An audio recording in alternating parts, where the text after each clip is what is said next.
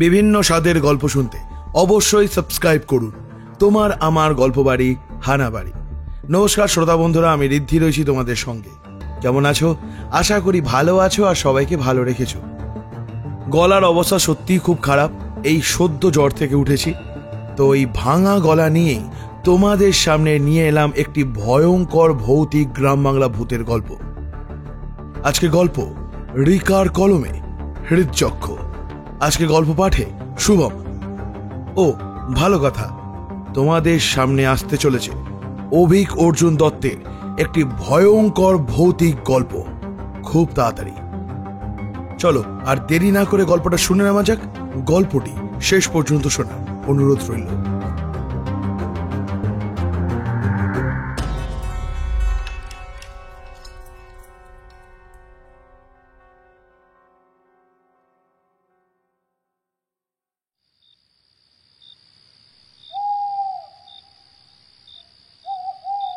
নিশিপুর গ্রাম। গ্রাম না বলে মফস্বল শহর বলাই ভালো। শহরের মতো ব্যস্ততা এখানে না থাকলেও শহরের ছোঁয়া লেগেছে কিছুটা। তবে রাতের বেলা এই মফস্বল শহরের পরিবেশ গ্রামের নিশতি রাতে পরিণত হয়। চারিদিক নিস্তব্ধ। আকাশে কৃষ্ণপক্ষের চাঁদ মাঝে মাঝে উঁকি দিচ্ছে মেঘের আড়াল থেকে। ঠান্ডা বাতাসের সঙ্গে ভেসে আসছে কান ঝাঁঝানো ঝিঝি পোকার ডাক, আর সঙ্গে মাঝে মাঝে ভেসে আসছে পেঁচার ডাকও। এমনই এক নিশতি রাতে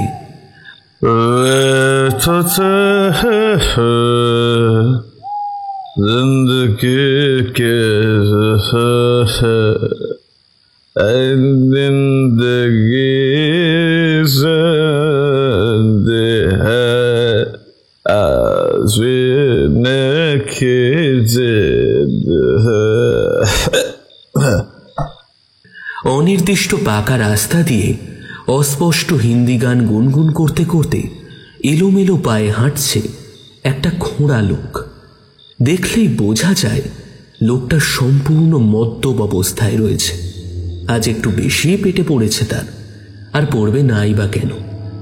দীর্ঘ ৩-৪ বছর হলো জুয়ায় সব খুইয়েছে। উল্টে ধার দেনাও বেড়েছে দিনকে দিন। এখন তো কেউ আর টাকা ধার দিতেও চায় না তাকে। উল্টে পাওনা টাকা চেয়ে অতিষ্ঠ করে তুলেছে তার নিত্য জীবন। সালা, সব টাকা ফেরত দিয়ে দেবো। ভিখারির মতো টাকা চেয়ে চেয়ে সারা জীবনটা যেন নিঃশেষ করে দিল মায়েরি। ওই শালি চম্পাবতী, ও আজকাল আর গেস্টও দেয় না নিজের কাছে। আজ টাকা নিয়ে ওর মুখে ছুঁড়ে মারবো সালা। নিজের সঙ্গে কথা বলতে বলতে টলমলো পায়ে এগোতে থাকে লোকটা। তারপর আবার বলে ওঠে,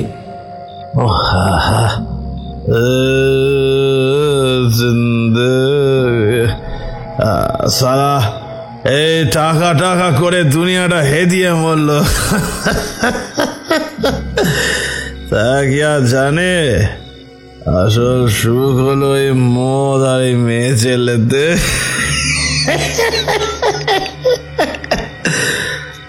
এই বলে হেসে উঠল লোকটা।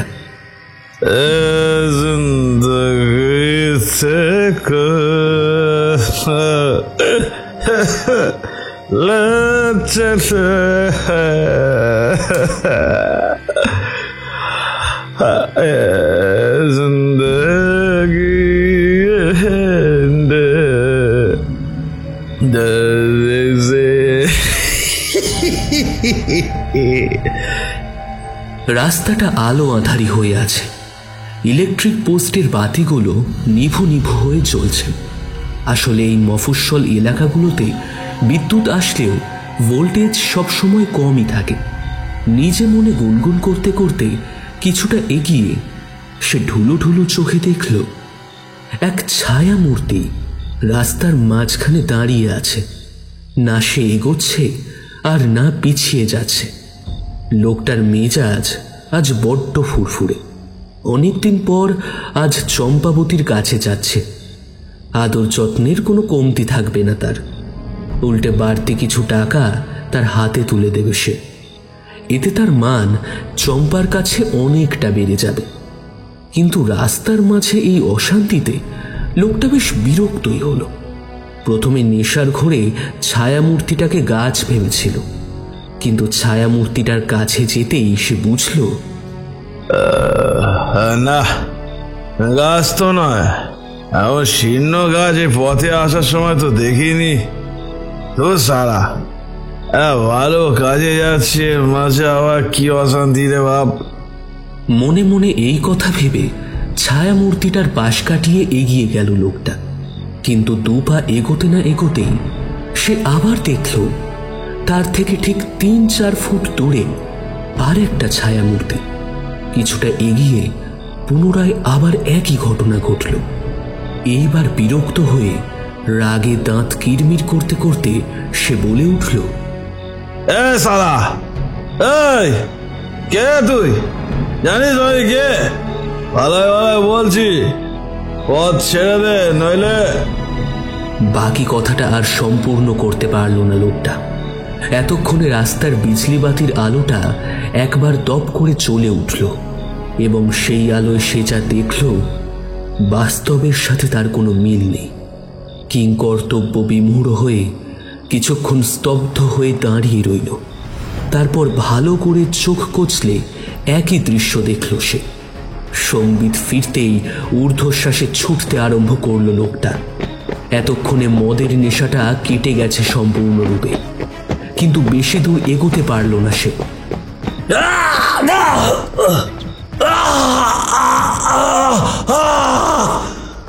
এবড়ো খেবড়ো রাস্তার একটা পাথরে হোঁচট খেয়ে মুখ থুবড়ে পড়ল। তবুও প্রাণের ভয়ে নিজের দেহটাকে ঘষতে ঘষতে সামনের দিকে এগিয়ে চলল।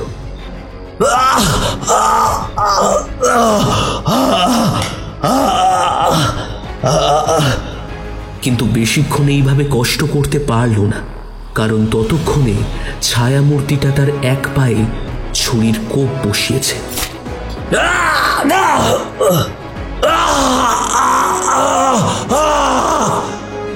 একটা দীর্ঘ আর্তনাদ করে লোকটা চিৎ হয়ে শুয়ে যন্ত্রণায় কাতরাচ্ছে।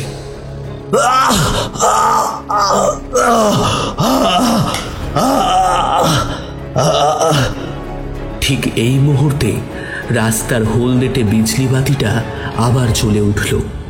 এবার আরো কাছ থেকে ছায়ামূর্তিটার মুখশ্রী দেখতে পেল সে। না না না না না না, সেই মুখ ইহ জগতের কোনো মানুষের মুখ হতেই পারে না, কোনো দিনও না। এ কে? কেনই বা তার প্রাণনাশ করতে চাইছে? ঠিক এই মুহূর্তে আবারও জ্বলে উঠল রাস্তার বিজলি বাতিটা। এইবার সে স্পষ্টতই দেখল ছায়ামূর্তিটার মুখ, এবং মুহূর্তের মধ্যে একটা কথা মনে পড়ে গেল তার। সঙ্গে সঙ্গে তার শিরদাঁড়া বেয়ে বয়ে গেল ঠান্ডা এক হিমেল স্রোত। দুহাত জড়ো করে ভয়ার্ত কণ্ঠে সে বলল,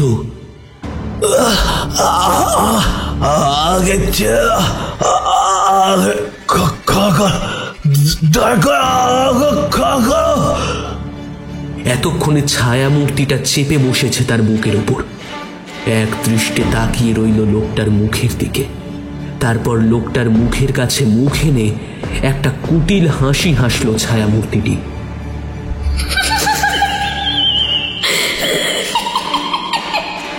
বাঁকা চাঁদও মনে হয় এতটা চওড়া কোনোদিনও হাসেনি। হঠাৎ বাতাস চলাচল স্তব্ধ হয়ে গেল। মুহূর্তের মধ্যে একটা দম বন্ধকর পরিবেশের সৃষ্টি হলো। দ্বিতীয় বুঝি এই নৃশংসতার সাক্ষী হওয়া থেকে নিজেকে আড়াল করতে চাইছে। এরপর হাতে থাকা ছুরিটা নিয়ে প্রথমে সে বিঁধল লোকটার বুকে।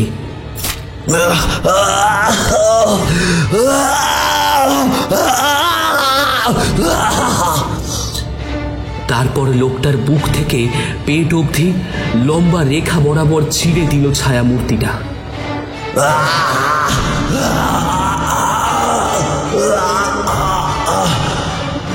অসহনীয় একটা আর্তনাদ করে নিস্তেজ হয়ে পড়ল লোকটা। না, লোকটা এখনো মরেনি, এখনো প্রাণবায়ু অবশিষ্ট আছে তার শরীরে। এরপর তার সঙ্গে যা হলো তা যদি সে জানতো তাহলে ভুলেও আজ সে বাড়ির বাইরে পা দিত না। কিছুক্ষণ পর জ্ঞান ফিরল লোকটার। ছায়ামূর্তিটা বোধহয় তার জ্ঞান ফেরার অপেক্ষাতেই ছিল।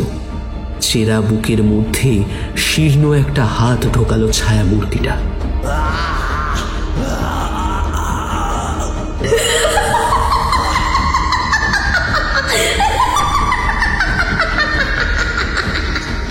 হাসলো এক নির্মম পাশবিক অট্টহাসি। এরপর অমানসিকভাবে লোকটার হৃৎপিণ্ডটা শরীরের বিভিন্ন প্রত্যঙ্গের সাথে যুক্ত থাকা শিরা উপশিরা থেকে টেনে ছিঁড়ে বার করে আনলো।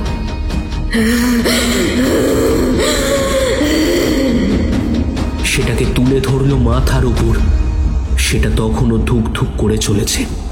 হৃৎপিণ্ডটা বার করার সময় এক গগনভেদী অমানবিক আর্তচিৎকার করে ওঠে লোকটা।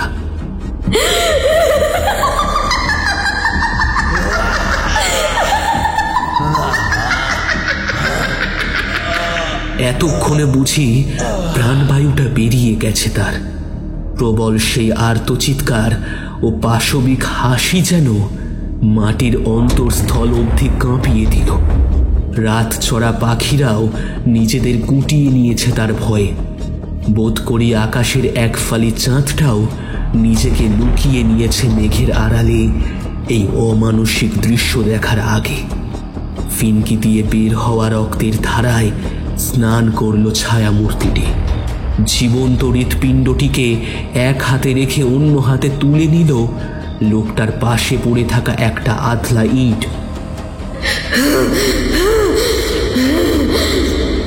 তারপর সেটা নিয়ে লোকটার মুখে একবার নয় বারবার আঘাত করতে থাকলো।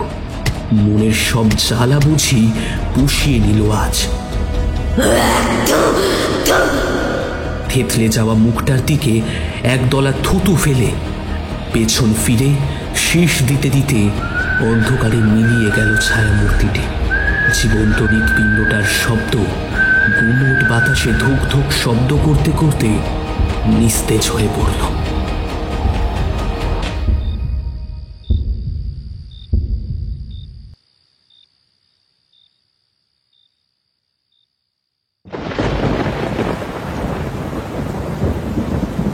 রাত যত গভীর হচ্ছে বৃষ্টিও উত্তর উত্তর ততই বেড়ে চলেছে। সঙ্গে বাড়ছে প্রসব যন্ত্রণার কাতর আর্তনাদ।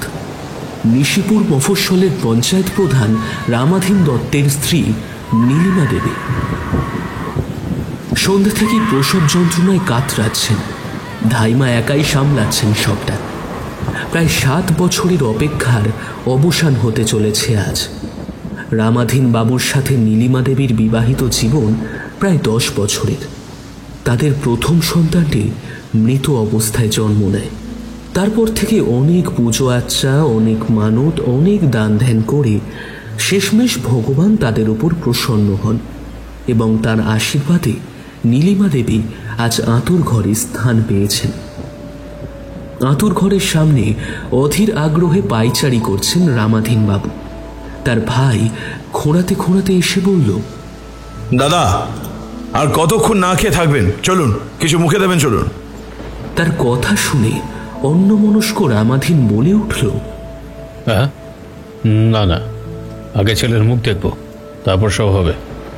শেষ রাতে নতুন আগমনীর কান্না ভেসে এলো আতুর ঘর থেকে।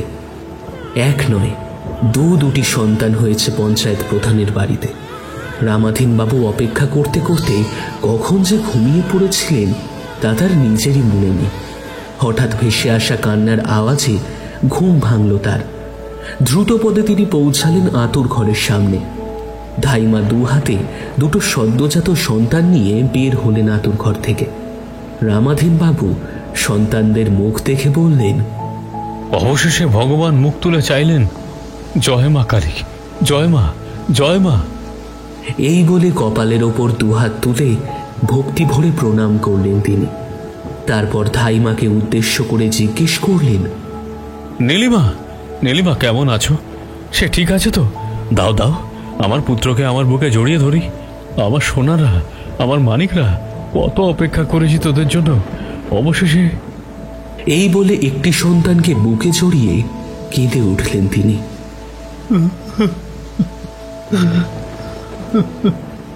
ধাইমা রাঙা প্রধানের এই কথা শুনে আঁতকে উঠলেন। তিনি কিভাবে বলবেন রামাধীন যাকে বুকে জড়িয়ে ধরেছেন সে তার কন্যা সন্তান, এমনকি তার হাতে যে সন্তানটি রয়েছে সেটিও কন্যা সন্তান। পঞ্চায়েত প্রধান রামাধীনের যমজ কন্যা সন্তান হয়েছে, পুত্র নয়। কিন্তু পরে জানতে পারলে যদি সে দুজনকেই মেরে ফেলে। এই ভেবে ভীত স্বরে আমতা আমতা করে রাঙা ধাইমা বললেন, কর্তা বাবা, এই যমজ সন্তান পুত্র নয়, কন্যা। এই কথা শোনা মাত্র রামাধীন তার কোলের সন্তানকে তাচ্ছিল্যভাবে ফিরিয়ে দিলেন ধাইমার কোলে। এতদিন পরে যদিও বা সন্তান পেটে ধরলো, তাও আবার মেয়ে। ইচ্ছে করছে দুটোকেই গলা টিপে, কিন্তু এদের কান্নার শব্দে অনেকেই এসে উপস্থিত হয়েছে। এই হটকারিতা করলে তাদের সন্দেহ হবে। এক কাজ করো, একটা সন্তানকে তার মায়ের কাছে ফিরিয়ে দাও। আর অন্য সন্তানটি? ভীত স্বরে জিজ্ঞেস করলো ধাইমা। ওর গলা টিপে মেরে দাও, আর কাকপক্ষিতেও যেন টের না পায় যে আমার একটা নয়, দুটো কন্যা সন্তান জন্ম নিয়েছে। রাগে গজগজ করতে করতে চলে গেল রামাধীন। নিমেষে নীলিমা দেবীর প্রতি তার আগ্রহ কমে গেল। সামান্য এই আশা পূরণ করতে পারল না নীলিমা। এই ভেবে তার রাগ দ্বিগুণ হয়ে উঠল। অন্যদিকে প্রায় 12 ঘন্টা প্রসব যন্ত্রণা সহ্য করে ক্ষণিকের জন্য নিস্তেজ হয়ে পড়েছিলেন নীলিমা দেবী। অল্প অল্প জ্ঞান ফেরার পর দরজার বাইরে দাঁড়িয়ে থাকা স্বামীর কথা শুনে বুকটা মোচড় দিয়ে উঠল তার। হে ভগবান, কেন আপনি এই লোককে জোড়া এই সংসারে পাঠালেন? এদের মতো লোকেদের অসুরের মতো সন্তান হওয়া উচিত ছিল। এই বলে কান্নায় ভেঙে পড়লেন।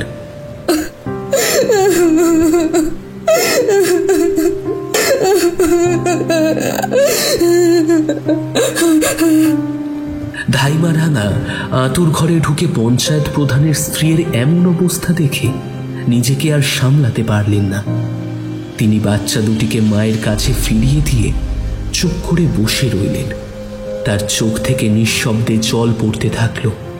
নীলিমা দেবী মেয়ে দুটির নাম দিলেন রাজন্যা ও রাজর্ষি। তাদের কপালে স্নেহের চুম্বন এঁকে দিলেন। তারপর রাজন্যাকে ধাইমার হাতে তুলে দিয়ে তিনি বললেন,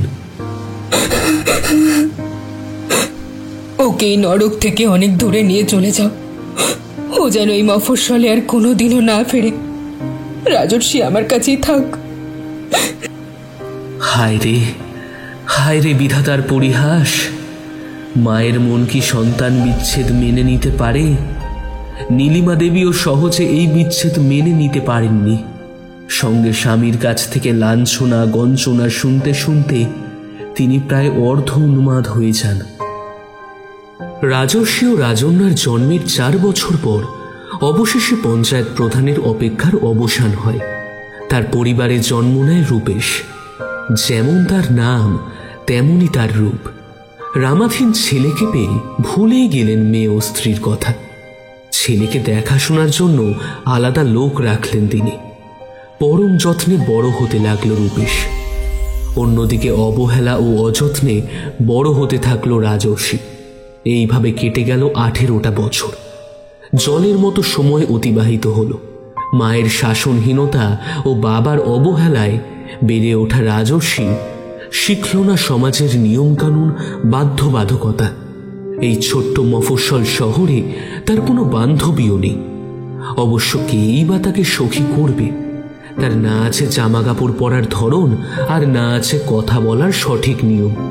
যেখানে তার বয়সী তরুণীরা পরিপাটি করে শাড়ি পরে, সুন্দর করে চুল বাঁধে, সংসারের রসিকতায় মত্ত, সেখানে কিনা রাজর্ষি পঞ্চায়েত প্রধানের মেয়ে হয়েও আলুথালু বেশি ঘুরে বেড়ায় এ জঙ্গল সে জঙ্গল।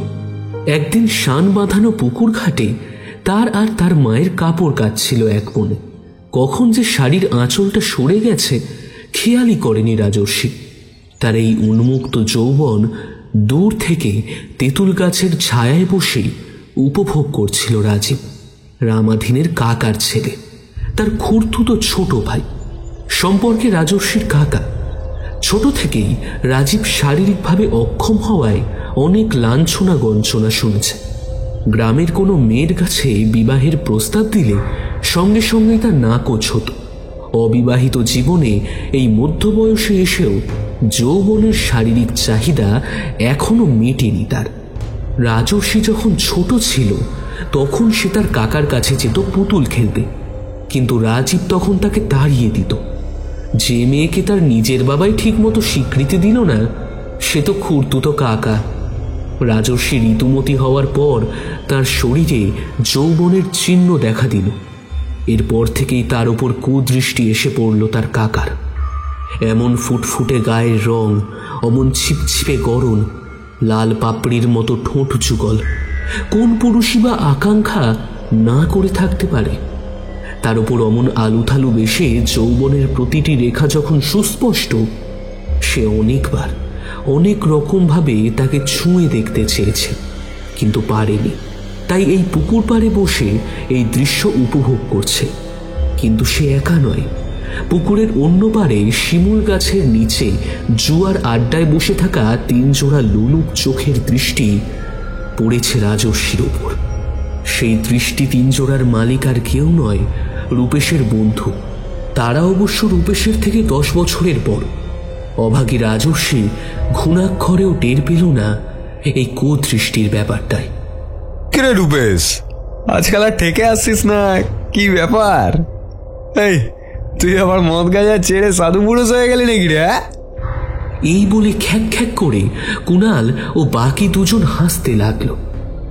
মানে না দাদা, হাতটা এখন একটু টান আছে। আগে লুকিয়ে চুরিয়ে বাপের গাঁট থেকে টাকা ঝাড়তাম, কিছু বলতো না জানো তো। কিন্তু আজকাল কোথায় যেন লুকিয়ে রাখে, কিছুই খুঁজে পাই না। তুমি বলো, টাকা ছাড়া ঠেকে আসা যায়? এই বলে থামল সে। মাত্র 14 বছর বয়সে প্রায় সব রকম নেশার বস্তুই সে চোখে দেখেছে। তবে এর সম্পূর্ণ ক্রেডিট কুণাল ও তার সাঙ্গপাঙ্গদের। একে প্রধানের ছেলে, তাও আবার আদরের, মালকড়ি হাতাবার মোক্ষম সুযোগ, এই ভেবে তাকে দলে টেনেছিল কুণাল। অবশ্য আরও একটা কারণ ছিল। প্রথমত, যদি কোনোদিন কুকীর্তি করে ধরা পড়ে তাহলে রূপেশ তাদের বাঁচিয়ে নেবে। আর দ্বিতীয়টা, রূপেশের এই কথা শোনা মাত্র একটা কুবুদ্ধি খেলে যায় তার কূট মস্তিষ্কে।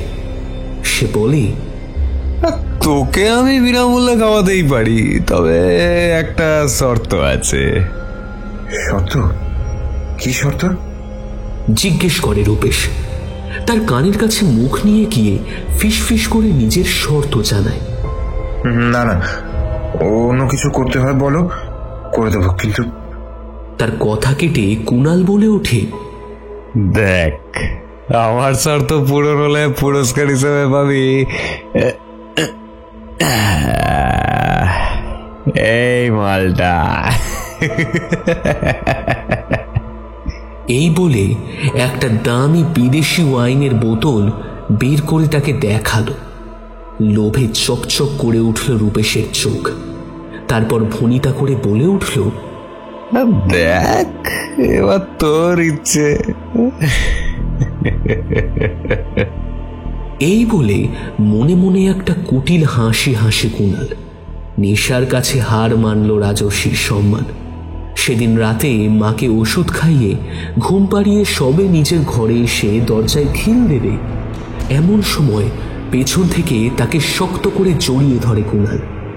তাকে ছাড়ানোর অনেক চেষ্টা করে রাজর্ষি, কিন্তু কামাতুর পুরুষের শক্ত পেশি থেকে নিজেকে রক্ষা করতে অক্ষম হয় সে। অনেক দিন তোকে ভোগ করবো বলে সালা মনের আগুনটাকে ছাই চাপা দিয়ে রেখেছিলাম। অবশেষে আজ সেই দিন। সালা একটা ভাই পেয়েছিস তুই মায়েরি।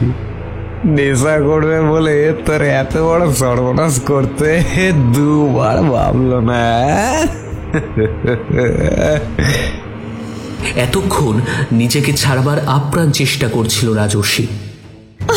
ছাড়ো, ছাড়ো বলছি, ছাড়ো। এই কথা শুনে বিস্ফারিত চোখে রাজর্ষি কিছুক্ষণের জন্য তাকিয়ে রইল কুণালের দিকে। ঠিক এই মুহূর্তে ঘরের কপাট সজোরে খুলে একে একে প্রবেশ করল রামাধীন, রাজীব ও শেষে রূপেশ। আপত্তিকর অবস্থায় রাজর্ষি ও কুণালকে দেখে রক্তের পারদ মাথায় উঠে যায় রামাধীনের। তাদের দুজনকেই খুন করার রাগ চাপে তার মাথায়। ওদিকে তাকে শক্ত করে জড়িয়ে ধরে রাজীব। খোঁড়া হলেও গায়ে তার অনেক শক্তি। সে তার দাদাকে শান্ত করার জন্য বলে, মাথা গরম করার সময় নয় দাদা, সামনেই নির্বাচন, এটা ভুললে চলবে না। এরপর কুণালের দিকে তাকিয়ে বলে, এই ছেলে, যে পথে এসেছো সেই পথে ধীরে ধীরে চলে যাও। যাও বলছি, এক্ষুনি চোখের সামনে থেকে চলে যাও, নইলে। কুণাল রক্তবর্ণ চোখে রূপেশের দিকে একটা কঠিন দৃষ্টি দিয়ে ঘর থেকে বেরিয়ে গেল। এই এই চরিত্রহীন মেয়ে ছেলেকে সামনে দেখে আমি শান্ত হব? মনে হচ্ছে এক্ষুনি গলাটা টিপে। এই বলে তেড়ে ফুঁড়ে তিনি এগিয়ে গেলেন রাজর্ষির দিকে। পেছন থেকে রাজীব ও রূপেশ তাকে জড়িয়ে ধরল। দাদা দাদা, এখন মাথা গড়া করার সময় নয়, ভুলে যাও না, সামনেই পঞ্চায়েত নির্বাচন। এর মধ্যে এমন একটা ঘটনা ঘটলে কিন্তু খুব মুশকিল হয়ে যাবে। কথাটা বলল রাজীব। তার উত্তরে রামাধীন রাগে ফুঁসতে ফুঁসতে বললেন, তাই বলে এই মেয়েকে বরদাস্ত করব? ঠিক এই মুহূর্তটার জন্যই অপেক্ষা করছিল রাজীব। 15 বছর বয়সে রাজর্ষিকে মেলায় দেখেছিল খগেনধর, আর প্রথম দেখাতেই রাজর্ষিকে বিয়ে করার ইচ্ছা জাগে তার মনে। অমন রূপসী যৌবনোত্তীর্ণা মেয়ে কারই বা পছন্দ হয় না? হ্যাঁ, যেমন ভাবা তেমন কাজ। রাজীবের কাছে তার আর রাজর্ষির বিয়ের প্রস্তাব নিয়ে যায় সে। বদলে রাজীবকে খুশি করতে কিছু বকশিসও দেবে বলে রামাধীন। তখন সম্মতি না দিলেও এই পরিস্থিতিতে সে কথা মনে পড়ে যায় রাজীবের। মনে মনে ভাবে, যাকে আমি কোনোদিন কাছে পাবো না তার মরণই ভালো। তারপর ইনিয়ে বিনিয়ে সে রামাধীনকে বলল, না দাদা না, ও এখানে থাকবে না, ওকে বিয়ে দিয়ে দাও, তাহলে ঘরের কথা ঘরই চাপা থাকবে আর পাঁচ কাট হবে না। কিন্তু এত তাড়াতাড়ি পাত্র পাবো কোথায়? চিন্তিত গলায় বললেন রামাধীন। কেন খগেনধর? হ্যাঁ, ওর সাথে রাজস্বীর বিয়ে দিলে ওর এলাকাটাও আমাদের দখলে থাকবে, আর রাজস্বী। এই বলে মনে মনে নিজেকে শাবাশি দিতে থাকে রাজীব। তার এই প্রস্তাব শুনে সূচক উক্তি বের হয় রামাধীনের মুখ থেকে। এতক্ষণ রামাধীন ও রাজীবের কথোপকথন উদ্ভ্রান্ত মন নিয়ে শুনছিল রাজর্ষি, কিন্তু খগেনের নাম শুনে আঁতকে উঠল সে। লোকটার অনেক বিবরণ শুনেছে লোক মুখে। খগেন যে তার স্ত্রীকে পুড়িয়ে মেরেছে এবং পুলিশের জেরায় তার ভয়ে তটস্থ গ্রামবাসী কোনো উচ্চবাচ্যও করেনি, তাও শুনেছে কানাঘুষো। এবার সে তার বাপের পা দুটো জড়িয়ে ধরে, টুকরে কেঁদে উঠে বলে, আমি কিচ্ছু করিনি, বিশ্বাস করো, আমি কিচ্ছু করিনি, আমি কিচ্ছু জানি না। বাবা তুমি আমাকে অন্তত বিশ্বাস করো। আমার কথা যদি বিশ্বাস না করো তাহলে তোমরা আমাকে বন্দি করে রাখো, মেরে ফেলো, যা মন চায় তাই করো, কিন্তু ওই লোকটার সাথে আমাকে বিয়ে দিও না বাবা, ওই লোকটার সাথে আমাকে বিয়ে দিও না। নিজেকে নির্দোষ প্রমাণের জন্য অনেক যুক্তি দিল রাজর্ষি, কিন্তু হায়, ততক্ষণে তার ভবিষ্যৎ পরিকল্পনার উপর যে শিলমোহর পড়ে গেছে তা খণ্ডানোর সাধ্যি বোধ হয় স্বয়ং ঈশ্বরেরও নেই। প্রায় নম করে বিয়ে হলো রাজর্ষি ও খগেনের। গ্রামের মানুষ সেই বেজোর সম্বন্ধ নিয়ে কানাঘুষো করেছিল, কিন্তু সাহস করে কেউ আর কিছু জিজ্ঞেস করল না। রাজর্ষি তার প্রাণহীন দেহটাকে নিয়ে বাড়ির চৌকাঠ পার করল। সদ্য সিঁদুরে রাঙা ফ্যাকাশে মুখটা দেখে হয়তো ইন্দ্রদেবেরও মায়া হয়েছিল। অশ্রুধারা তাই ঝরে পড়েছিল বৃষ্টি হয়ে। কনকাঞ্জলি দেওয়ার সময় শেষবারের মতো মা ও মেয়ে একে অপরকে দেখে নিল মন ভরে। উন্মাদিনী নীলিমা দেবীর উদাসীন চাহনি মোচড় দিয়ে উঠল রাজর্ষির মনে। মনে মনে সে কেঁদে উঠল এই ভেবে যে তার অনুপস্থিতিতে তার মায়ের কি দশা হবে। তিনিও হয়তো শব্দ করে কাঁদতে ভুলে গিয়েছিলেন, তার চোখের কোণ থেকে গড়িয়ে যাওয়া চোখের জল নিঃশব্দে ভিজিয়ে দিল তার চিবুক। বিদায় পর্ব সেরে নতুন বউকে নিয়ে গ্রামে বেশ ধুমধাম করে প্রবেশ করল খগেন। উদ্গ্রীব গ্রামবাসী অপেক্ষা করছিল এই মুহূর্তটারই জন্য। তারাও তার তালে তাল মিলিয়ে আনন্দ করছিল। বিয়ের প্রথম 2-3 মাস সব ভালো হলেও অভাগিনীর কপালে সেই সুখ স্থায়ী হল না। ঝিল দ্বারা বেষ্টিত এই মফস্বল শহরের মাঝেই নিশিপুর থানা অবস্থিত। আজ সেই থানায় সাজো সাজো রব লেগেছে। নতুন করে ছাড়পোছ চলছে সেই সকাল থেকে। গাঁদা ফুলের মালা দিয়ে সাজানো হয়েছে পুরো থানাটাকে। আর সাজানো হবে নাই বা কেন? আজ কলকাতা থেকে স্বয়ং নতুন এসআই আসছে। সবাই তার কাছে নিজেকে ভালো প্রমাণ করতেই এই আয়োজন করেছে। সকাল 10টায় পুলিশের জিপটা থানার সামনে এসে থামল। গাড়ি থেকে নামতেই গলায় গাঁদা গুচ্ছের গাঁদার মালা আর চন্দনের ফোঁটায় রীতিমতো হকচকিয়ে গেল সুকান্ত। এসব আদিক্ষেতা তার একদমই পছন্দ নয়। সে তার বাবার আদর্শে বড় হয়েছে। নিজেকে সাধারণ মানুষের কাজে লাগাতে চায়, কাউকে ক্ষমতা দেখিয়ে নিজের কাজ আদায় করতে নয়। তাই মালাগুলোকে নিজের টেবিলে রেখে সে বলল, আপনাদের এসব হয়ে গেলে দয়া করে ক্রাইম ফাইলগুলো আমার টেবিলে এনে রাখুন। তার কথা শুনে বাকিরা রীতিমতো অবাক। এত সব কিছু তাহলে জলে গেল? একজন অফিসার আমতা আমতা করে বলল, স্যার, আপনি এইমাত্র এলেন, একটু চা শরবত কিছু খান। কথাটা বলল অমিত, নিশিপুর থানার এক পুলিশ কর্মচারী। শুনুন মিস্টার, যাই হোক, এইসব করার জন্য এই চাকরি আমি জয়েন করিনি। আপনাকে যা বলছি আপনি সেটা করুন, আর বাকিরা আপনারা নিজেদের কাজে যান। দরকার পড়লে আমি আপনাদের ডাকবো। যান। সবাই একে একে ঘর থেকে বেরিয়ে গেল। কিছুক্ষণ পর একজন অফিসার এসে একটা ফাইল টেবিলে রেখে দিয়ে চলে গেল। মুখে তার বিরক্তির ভাব স্পষ্ট। ফাইল হাতে নিয়ে পাতা উল্টিয়ে দেখছিল সুকান্ত। এ কি, 1 বছরের কোনো এন্ট্রি নেই? এখানে কি ক্রাইম হয় না নাকি? হোমিসাইড ডিপার্টমেন্ট আমাকে এমনি এমনি এখানে ট্রান্সফার করেনি। এভাবে হবে না, আমাকে অন্যভাবে ব্যাপারটা ইনভেস্টিগেট করতে হবে। যেহেতু তার এখানে প্রথম দিন, তাই আর বেশি কথা বাড়ালো না। সন্ধ্যাবেলায় বাড়ি ফিরে 1 কাপ চায়ের কথা রামুকে বলে ফ্রেশ হওয়ার জন্য বাথরুমে ঢুকলো। আজ বিকেল থেকে হরিনাথ আমাকে কিছু একটা বলার চেষ্টা করছিল, কিন্তু কি বলতে চাইছিল বুঝতে পারলাম না। আর কাকেই বা ভয় পাচ্ছে? কাল একবার আলাদা করে বসতে হবে ওর সঙ্গে।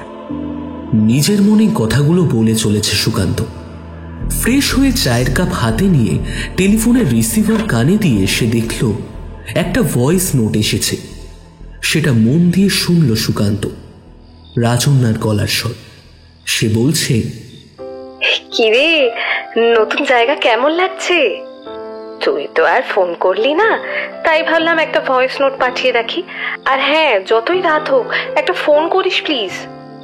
রাজন্যা তার কলেজ ফ্রেন্ড, যদিও তার থেকে সিনিয়র সে। প্রথমে তারা ভালো বন্ধু হয়ে ওঠে। পরে রাজন্যার প্রতি সুকান্ত আকৃষ্ট হতে থাকে।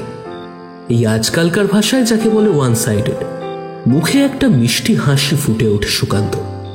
রিসিভারটা কানে রেখেই রাজন্যার নাম্বারে ডায়াল করতে যাবে, ঠিক সেই সময়েই বাইরে কেউ একজন কলিং বেল বাজিয়েই চলেছে ব্যস্তভাবে।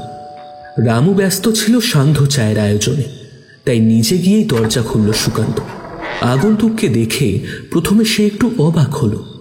হরিনাথ, এই সময় আপনি এখানে? থানায় কোনো কিছু ঘটেছে নাকি? অবাক হয়ে বলল সুকান্ত। হরিনাথ নিশিপুর থানার একজন বৃদ্ধ হাবিলদার।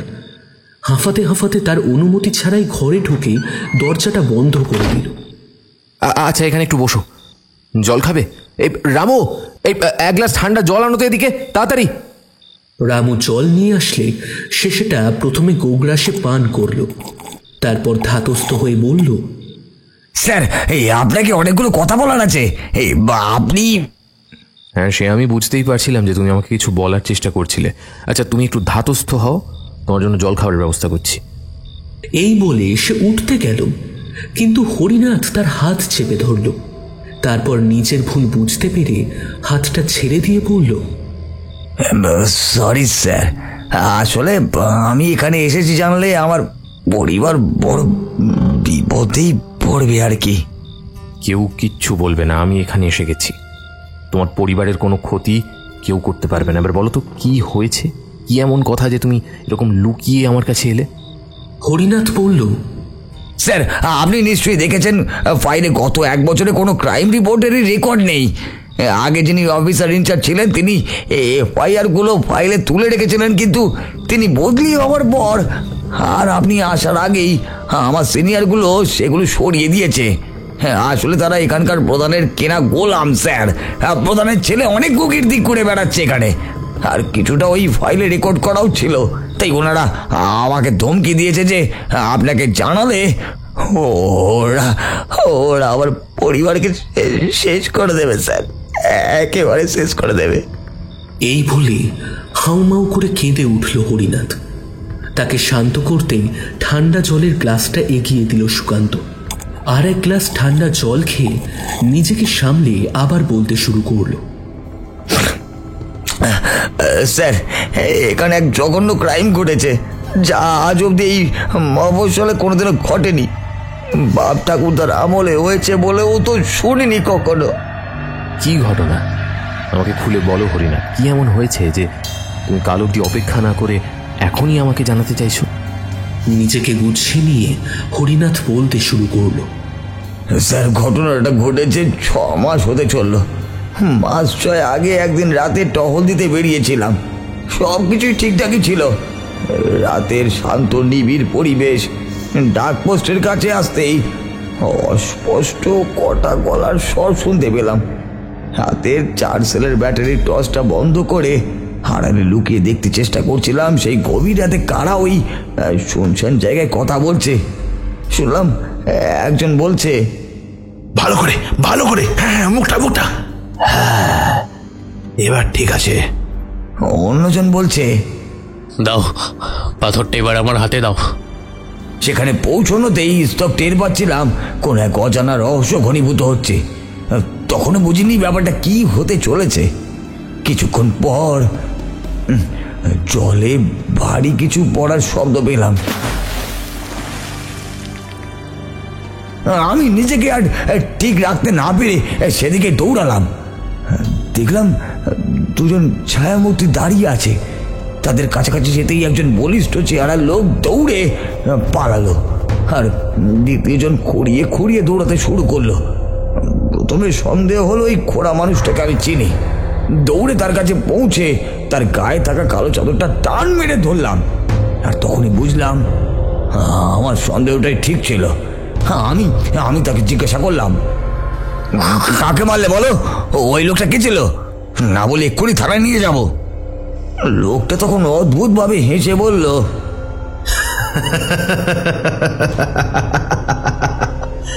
আমাকে নিয়ে যাবি?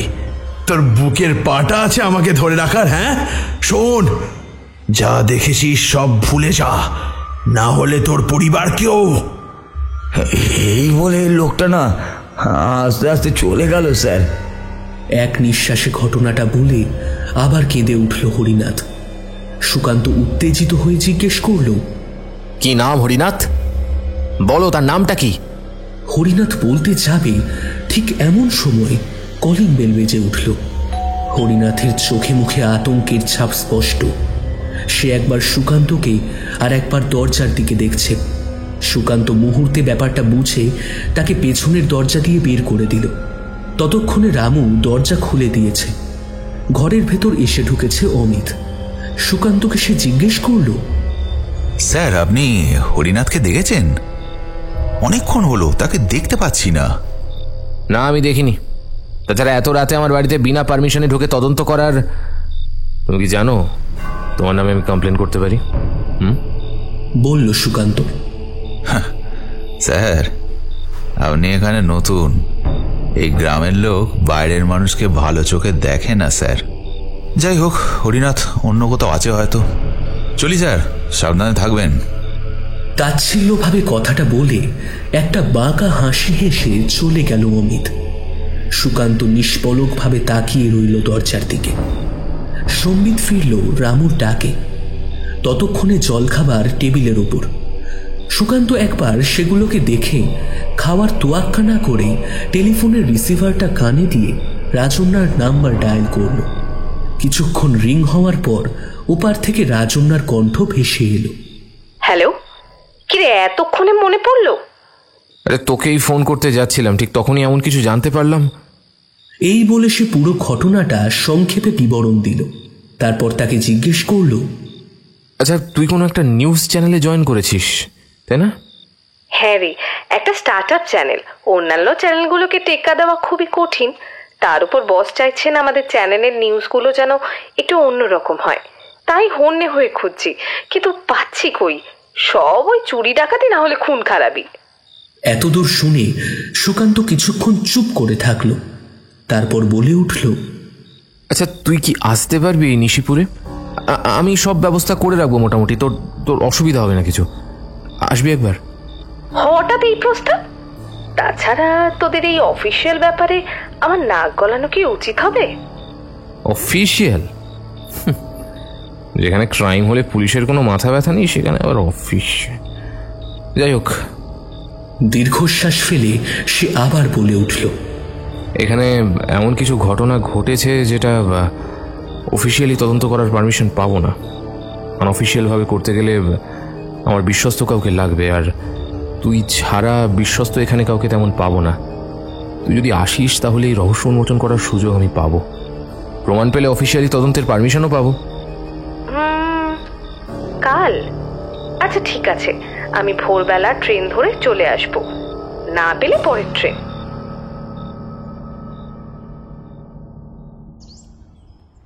পরদিন কাক ভোরে বাড়ি থেকে বেরিয়ে পড়ল রাজন্যা। স্টেশন থেকে তার বাড়ির দূরত্ব 15 মিনিটের। অত ভোরে কোনো রিক্সা যে পাওয়া যাবে না সে ব্যাপারে সে আগে থেকেই মনকে প্রস্তুত করে রেখেছিল। অগত্যা পা গাড়ি ভরসা এই ভেবে স্টেশনের দিকে রওনা দিল সে। ভাগ্যক্রমে ভোরের ট্রেনটাই পেয়ে গেল। নিশিপুরের সকালটা সত্যি খুবই মিষ্টি। সকালে পাখিদের গুঞ্জন আর ঝিরিঝিরি বাতাস যে কারোর মনকেই ভালো করে দেয়। এরকম মনোরম পরিবেশে জগিংয়ে বেরিয়েছে সুকান্ত। রোজই বের হয়, তবে আজ দূর থেকে এক নারী অবয়বকে দেখে দাঁড়িয়ে পড়ে সে। তারপর সেই নারী মূর্তি কাছে আসতেই একটা মিষ্টি হাসি ফুটে ওঠে তার মুখে। কাছে এসে জিজ্ঞেস করে, স্টেশন থেকে ফোন করে দিলে এত কষ্ট করতে হতো না তোকে? বারে, আমি তো কালই বললাম ভোরের ট্রেন পেলে চলে আসবো। এবার তুই যদি না শুনতে পাস তাহলে কি সেটা আমার দোষ? হ্যাঁ তাই তো, সরি ম্যাডাম, আর এই ভুল হবে না। এই বলেই দুজনে হেসে উঠল। না না, তেমন কোনো অসুবিধা হয়নি, তবে জানিস একটা অদ্ভুত ঘটনা ঘটেছে। কিরকম অদ্ভুত ঘটনা? নিশিপুরের ঠিক 3টে স্টেশন আগে এক বয়স্ক ভদ্রমহিলা অনেকক্ষণ আমাকেই একদৃষ্টে কি দেখছিল তাকিয়ে জানি না। প্রথমে ভাবলাম হয়তো আমার মতো দেখতে কোনো মানুষকে তিনি চেনেন বা জানে। সুকান্ত উৎফুল্ল হয়ে বলল, তারপর তারপর তারপর খেয়াল করলাম তার চোখে মুখে এক অন্যরকম ভাব ফুটে উঠেছে। কাছে এসে আমার হাত দুটো শক্ত করে ধরে বলে উঠল, ও মেয়ে, তুই যাস কই? প্রথমটা আমি একটু অবাক হলাম। আমি কোথায় যাচ্ছি তা জেনে তার কি কাজ। তখন তার থেকে হাতটা ছাড়িয়ে নিয়ে বললাম, নিশিপুর যাচ্ছি একটা দরকারে। হঠাৎ এই কথা কেন জিজ্ঞেস করছেন আপনি? তাছাড়া আমাকে দেখে আপনি অমন আতঙ্কিত হয়ে পড়লেন যে? সে আমার কথা শুনে হাউ হাউ করে কেঁদে উঠল আর আমার হাত আরো শক্ত করে ধরে বলল, ও মেয়ে, যাস না ওখানে রে। ওখানে ওখানে মানুষ বেশে অসুরা বাস করে। তোকে বাঁচতে দেবে না রে, তোকে বাঁচতে দেবে না। বললাম, কি যাতা বলছেন? আমি তোর জন্য প্রার্থনা করব, ভগবান ভগবান তোর মঙ্গল করুন, দীর্ঘজীবী হোক। কথা বলতে বলতে তারা প্রায় সুকান্তের কোয়ার্টারের কাছে চলে এসেছিল। সেখানেই কিছুটা তফাতে কচুরি, জিলিপি আর চায়ের দোকান। তোর জন্য ঘর তৈরি করাই আছে, তার আগে চল পেট পুজোটা সেরে নি। দুজনেই প্রাতরা সেরে সুকান্তের কোয়ার্টার ছেড়ে আরো ভেতরে অগ্রসর হলো। একটা দোতলা পাকা বাড়ি। দূর থেকে যারা পঞ্চায়েতে আসেন তাদের থাকার ব্যবস্থা হিসেবে এই বাড়িটাকে এখানকার মানুষেরা পঞ্চায়েত আবাসন বলে। পঞ্চায়েত প্রধানের থেকে অনুমতি নিয়েই রাজন্যার থাকার ব্যবস্থা করেছে সে। সঙ্গে সে তার কোয়ার্টারের সাহায্যকারী রামুর বিধবা বোনকে রেখেছে রান্না ও ঘর পরিষ্কারের কাজে। এই যে হাবলুর মা, এই তোমার মেহমান, ভালো করে যত্ন টত্ন করো। মজার ছলে বলল সুকান্ত। হাবলুর মা মুখ এবং প্রায় 70% পথিক, কাজেই সে হ্যাঁ সূচক সম্মতি জানালো একগাল হাসি নিয়ে। শোন, আজ আর কোথাও বেরোস না, আজ রেস্ট কর, আমি যাই, নইলে দেরি হয়ে যাবে। মন্ত্রমুগ্ধের মতো জায়গাটা নিরিখ করছিল রাজন্যা। শহরের ধুলোবালি থেকে বেশ আলাদা রকমের জায়গাটা। রোদের স্নিগ্ধ সোনালি আলোয় জায়গাটাকে বেশ মায়াবী লাগছে তার। এবার সে বলে উঠল, জায়গাটা বেশ অপূর্ব, ভাগ্যিস এলাম। কার চয়েস দেখতে হবে তো। এই বলে মুচকি হেসে সেখান থেকে প্রস্থান করল সুকান্ত। তার উত্তরে দরজার দিকে শূন্য দৃষ্টি নিক্ষেপ করল রাজন্যা।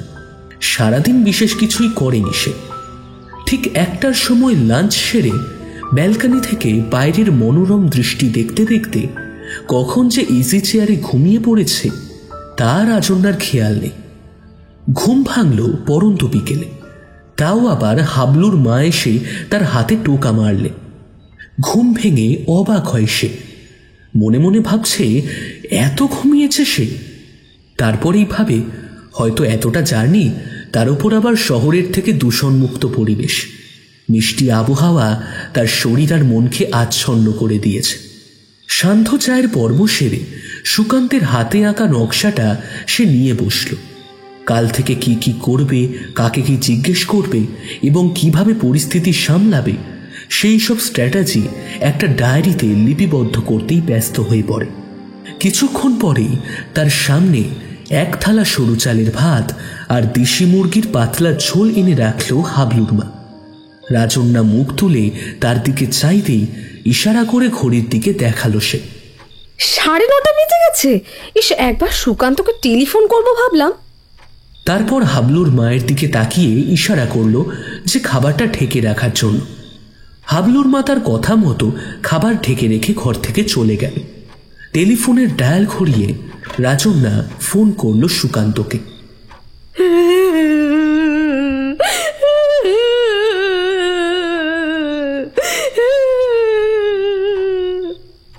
এমন সময় ফুঁপিয়ে কান্নার একটা মৃদু স্বর ভেসে এলো তার কানে।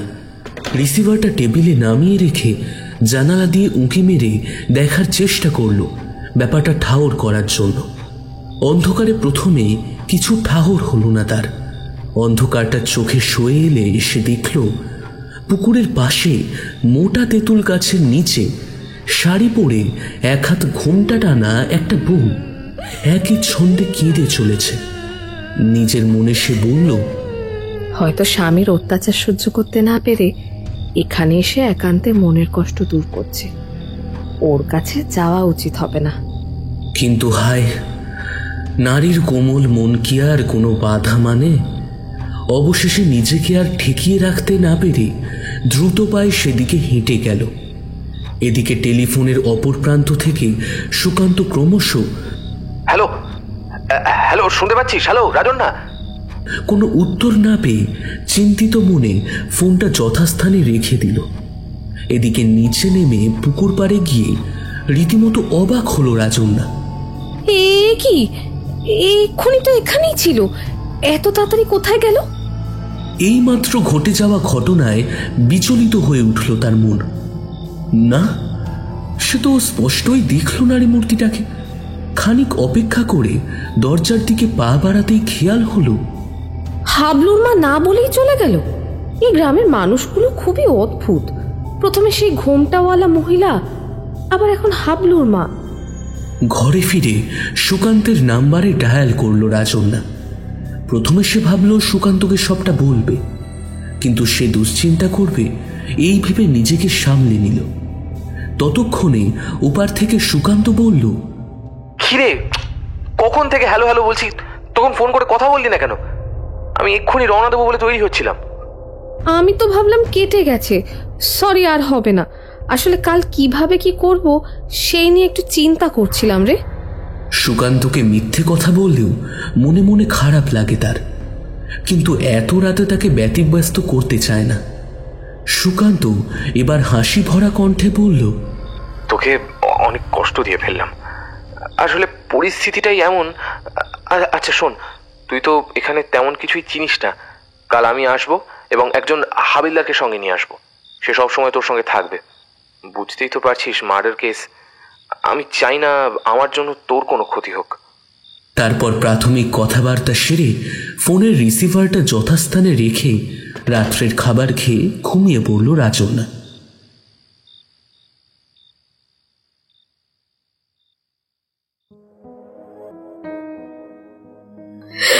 ছেড়ে দাও, ছেড়ে দাও আমাকে, ছেড়ে দাও, নইলে। ছেড়ে দেব না? তোকে ছেড়ে দিলে তুই... এই বলে মাটিতে ধাক্কা দিয়ে ফেলে দিল তাকে। তারপর তার গলাটা শক্ত হাতে চেপে ধরল। ছটফট করতে লাগলো মেয়েটা। রাস্তার পাশে পড়ে থাকা একটা বড় পাথর এক হাতে তুলে নিল লোকটা। তার শরীরে যেন অসুরের শক্তি ভর করেছে সেই মুহূর্তে। সেই পাথরটা এবার দুই হাতে নিয়ে মাথার ওপর তুলল। তারপর না, আর দেখতে পারল না রাজন্যা। ভয়ে ঘুমটা ভেঙে গেল তার। বিছানার পাশে রাখা জলের ঘটি থেকে জল খেয়ে নিল কিছুটা। কিছুক্ষণ পর ধাতস্থ হলো সে। কিছুক্ষণ ধরে একটা সুন্দর ফুলের ঘ্রাণ পাচ্ছিল সে। কামিনী ফুল? এখানে কামিনী ফুলের গাছ তো চোখে পড়ল না দিনের বেলা। মনে মনে ভাবল। আস্তে আস্তে সেই ঘ্রাণ মিলিয়ে যেতে লাগলো। একটু অবাকই হলো। ভোরের পাখিদের ঘুম ভেঙেছে ততক্ষণে। কিচিরমিচির ডাকে আহ্বান জানাচ্ছে সূর্যি মামাকে। গ্রামের ভোর যে এত স্নিগ্ধ তা আজ সাক্ষী করল রাজন্যার মন। ব্যালকনি থেকে সেই দৃশ্য উপভোগ করছিল রাজন্যা। 1.5 ঘন্টা পর নিচের বারান্দায় পায়ের শব্দ পেয়ে উকি মেরে নিচের দিকে দেখে রাজন্যা। হাবলুর মা এসেছে। দ্রুত পায়ে ব্যালকনি থেকে ঘর, তারপর নিচে এসে হাঁফাতে হাঁফাতে উঁচু গলায় হাবলুর মাকে সে জিজ্ঞেস করল, আমাকে না বলে কাল চলে গেলে কেন? প্রথমে হাবলুর মা তার কথা না বুঝতে পেরে ইশারা করে। রাজন্যা একইভাবে আবার বলে, এই, আমাকে না বলে কাল চলে গেলে কেন? হাবলুর মা হাতের ভঙ্গিতে তাকে বোঝায় যে সেই তাকে চলে যেতে বলেছিল। এই ভঙ্গিমা দেখে সে বেশ অবাক হলো।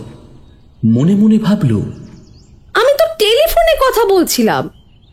9:30 সুকান্ত এসে হাজির হলো একজন হাবিলদার নিয়ে। রাজন্যা আগেই তৈরি ছিল।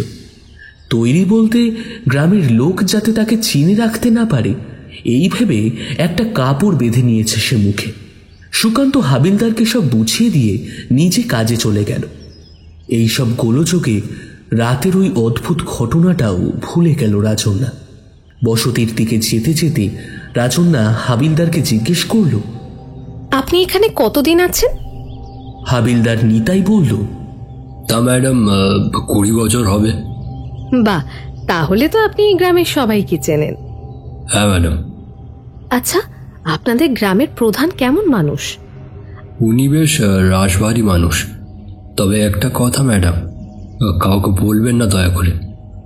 ওনার ছেলে কিন্তু তার থেকে পুরো উল্টো, সবসময় নেশায় ডুবে থাকে।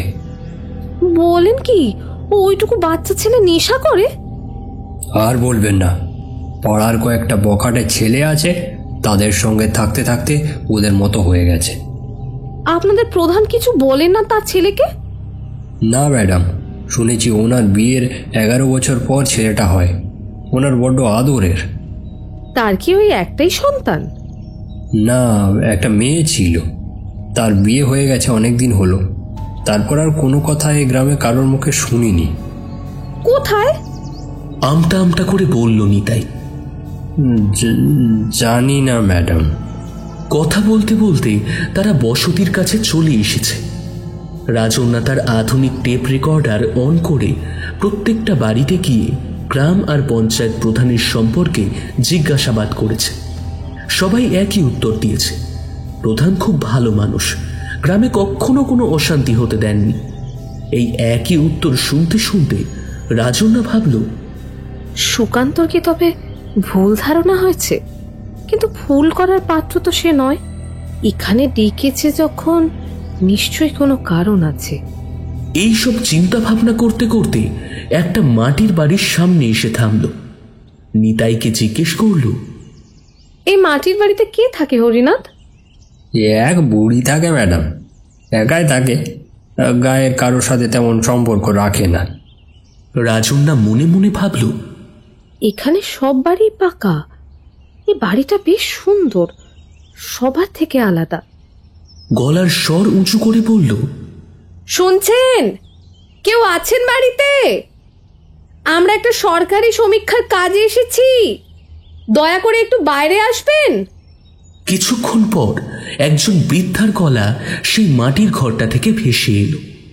কে? রাজন্যা দরজার কাছে গিয়ে মুখ বাড়িয়ে বলল, আগে আমি সরকারের তরফ থেকে এসেছি আপনাদের গ্রাম এবং পঞ্চায়েত প্রধানের ব্যাপারে জিজ্ঞাসাবাদ করতে। এই কথা শুনে নুয়ে পড়া শরীরটাকে টান টান করে সোজা হয়ে বসলেন তিনি।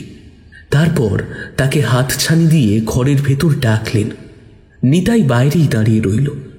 রাজন্যা ঘরে ঢুকে দেখল একটা ময়লা বিছানার উপর বৃদ্ধা শুয়ে আছেন, চোখ দুটো আধ বোঝা। সে বুঝল বৃদ্ধা চোখে ভালো দেখতে পান না। তারপর টেপ রেকর্ডার অন করে অতি সন্তর্পণে একটা আধ ভাঙা টেবিলে রেখে দিল। বৃদ্ধা বললেন, আমাদের প্রধানের সম্পর্কে জেনে তোমার কি লাভ? রাজন্যা আমতা আমতা করে বলল, উনি যদি কোনো ভুল করে থাকেন তাহলে অবশ্যই শাস্তি পাবেন।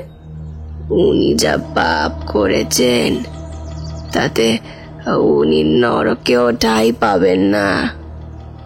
আমার স্বামীটাকে তো পিটিয়ে মারলেন, সে অনেক কথা, কিন্তু কিন্তু নিজের মেয়েগুলো।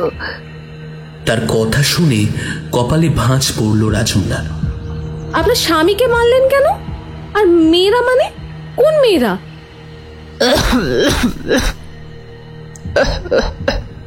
বৃদ্ধা মৃদু কাশলেন, তারপর বললেন, আমার স্বামী বেঁচে থাকলে আজ এই গ্রামের প্রধান হতো।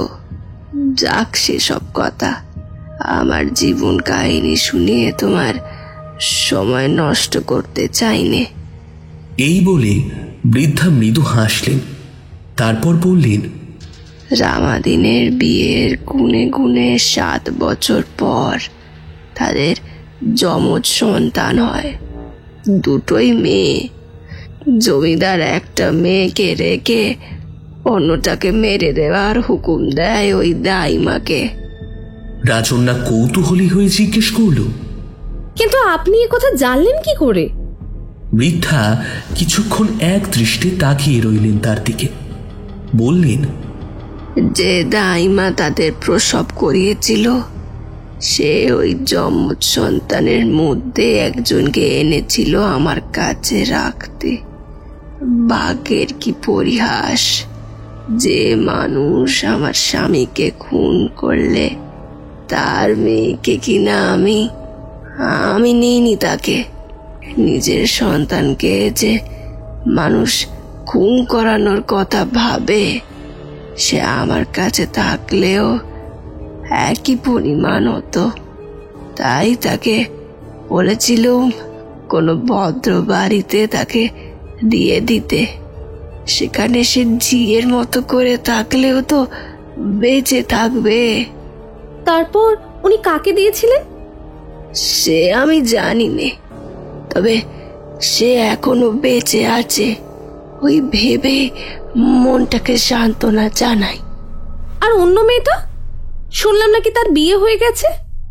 হ্যাঁ, এক পাষণ্ডের সঙ্গে। মানে?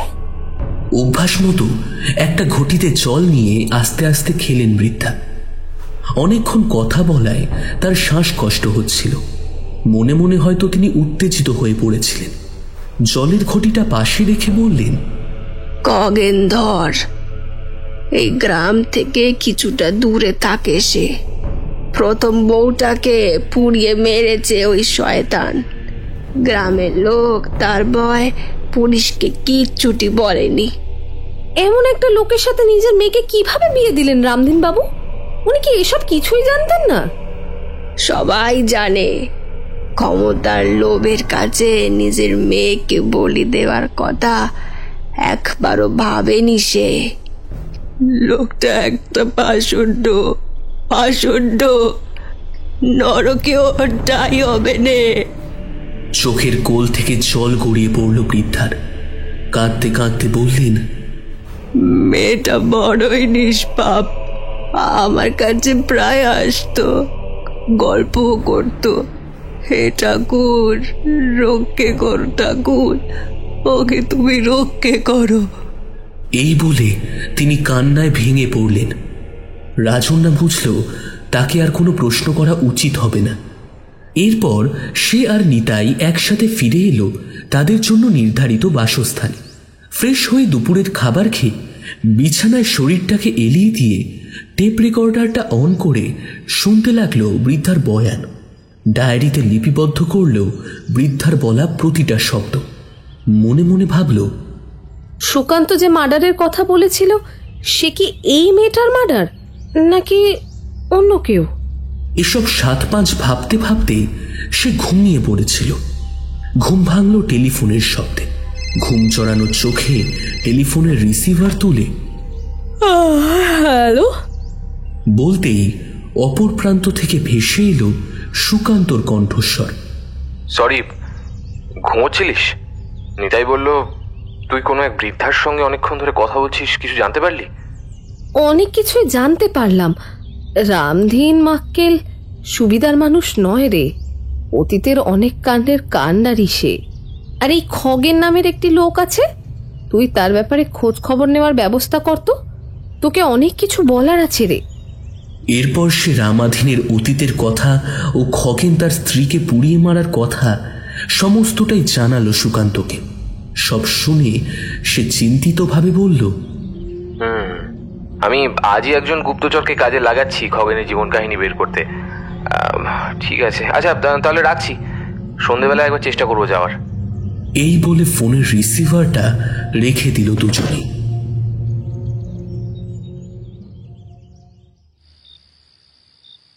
মাসের শেষ। বাজার থেকে তোলা নিয়ে ফুরফুরে মেজাজে বাড়ি ফিরছিল খগেন। তার কুখ্যাতি অনেক দূর অবধি বিস্তৃত, তাই বাজার হোক কিংবা বাঁধা দোকান, সবাই মাসের শেষে একটা মোটা অঙ্কের টাকা তার হাতে তুলে দেয়। একবার এক ব্যবসায়ী এই তোলাবাজির বিরোধিতা করায় তার পরিণতি দেখে কেউ আর সাহস করেনি এই অন্যায় আবদারের প্রতিবাদ করতে। রাতটা ছিল বেশ মনোরম। বিদায় শীত ও আগমনী গ্রীষ্মের মেলবন্ধনে আবহাওয়া বেশ মনোরম। ফুরফুরে বাতাস বইছে, তার ওপর পকেট ভর্তি মোটা অঙ্কের টাকা। কাল সুমিতাকে নিয়ে শহরে যাবে, সিনেমা দেখবে, খাবে, ঘুরবে, দামি শাড়ি কিনে দেবে। আর তারপর এই ভেবেই মনে মনে একটা কুটিল হাসি হাসে খগেন। সুমিতা উত্তরপাড়ার মন্দিরের পুরোহিতের মেয়ে সে। পুরোহিত আপত্তি জানালেও তার মেয়ে সে বাধা মানেনি।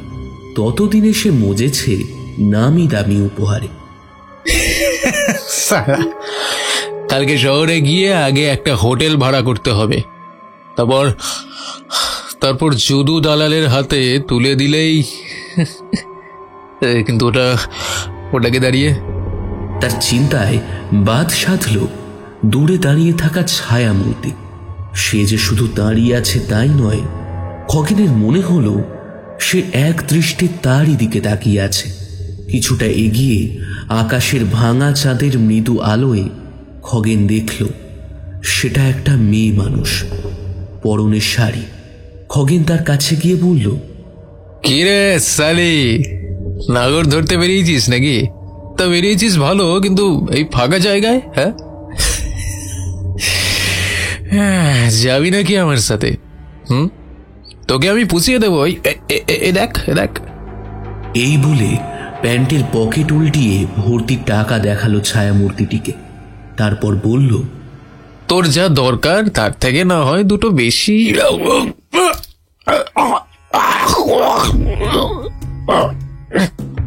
আর কথা বলতে পারল না সে। ততক্ষণে বজ্র কঠিন একটা হাত চেপে ধরেছে তার গলা। নিজেকে ছাড়ানোর আপ্রাণ চেষ্টা করতে থাকলো খগেন। চাঁদের আলো যেদিকে আলোকিত করছে সেই দিকে ছায়ামূর্তিটি ঘুরতেই চোখ জোড়া বিস্ফারিত হয়ে গেল খগেনের। হে কাকে দেখছে সে? বিস্তৃতার মুখশ্রী, নাকের হাড় ভেঙে বাইরে বেরিয়ে গেছে। একটা চোখের কোটরে চোখের মনির বদলে রক্ত জমাট হয়ে আছে। গালের মাংস থেতলে সে এক বিশ্রী অবস্থা। কিন্তু কিভাবে সম্ভব এটা? 6 মাস আগেই তো। তারপর একটা সম্ভাবনার কথা ভেবে একটা হিমেল স্রোত বয়ে গেল তার শির দাঁড়াবি। আমাকে আমাকে ছেড়ে দাও, আমাকে ক্ষমা করে দাও। খগেন এতক্ষণ লক্ষ্যই করেনি ছায়ামূর্তিটার হাতে থাকা ধারালো ছুরিটা। ছুরির প্রতিফলিত চকচকে আলো দেখে ভয়ে আড়ষ্ট হয়ে গেল সে। আমাকে আমাকে মেরো না, আমাকে ক্ষমা করে দাও, আমাকে ক্ষমা করে দাও। ছায়ামূর্তিটা এবার হিসহিসে স্বরে বলে উঠল, ছেড়ে দেবো, ছেড়ে দেবো তোকে।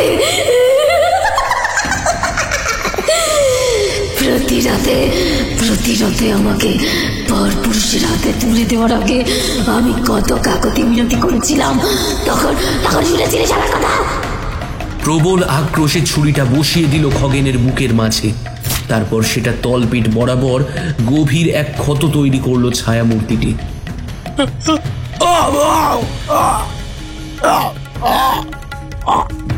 এবার শিরা উপশিরা ছিঁড়ে বের করে আনলো তার জীবন্ত হৃৎপিণ্ডটা।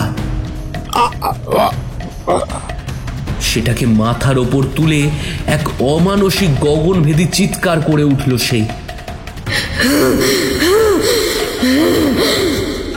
ততক্ষণে প্রাণবায়ু বেরিয়ে গেছে খগেনের। তার লাশটা নিয়ে রাস্তা থেকে নিচে থাকা একটা ধানের খেতে নিয়ে গিয়ে কাদার মধ্যে পুঁতে দিল তার মাথা। তারপর হৃৎপিণ্ডটা নিয়ে শীষ দিতে দিতে ছায়ামূর্তিটা অদৃশ্য হয়ে গেল রাস্তার বাঁকে।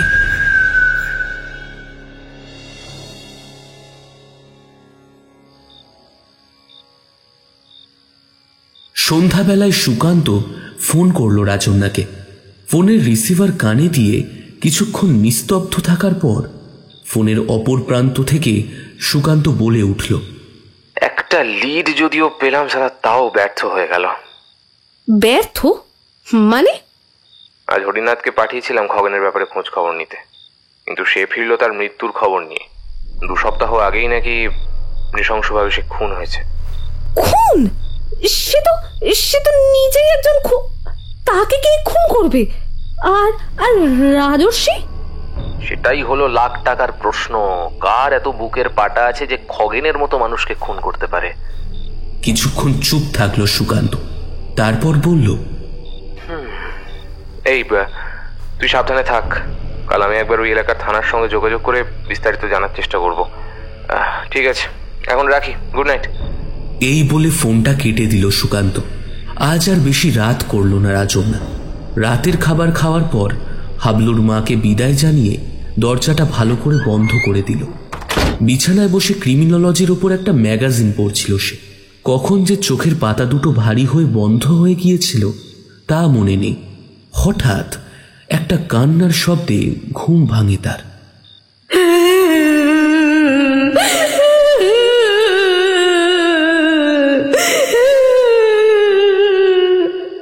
শব্দটা কোথা থেকে আসছে সেটা দেখার জন্য জানালার কাছে যেতেই আগের দিনের ঘুমটা দেওয়া মেয়েটাকে দেখল সে।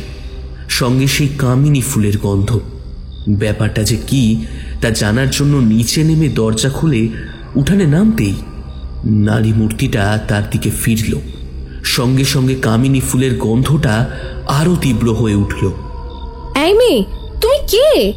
এত রাতে এখানে কাঁদছো কেন? তোমার স্বামী তোমার উপর অত্যাচার করেছে? নারী মূর্তিটা তার আরো কাছে এগিয়ে আসলে কামিনী ফুলের গন্ধটা তীব্র থেকে তীব্রতর হয়ে উঠল। সেই ঘ্রাণ সহ্য করতে না পেরে অজ্ঞান হয়ে মাটিতে লুটিয়ে পড়ল রাজন্যা।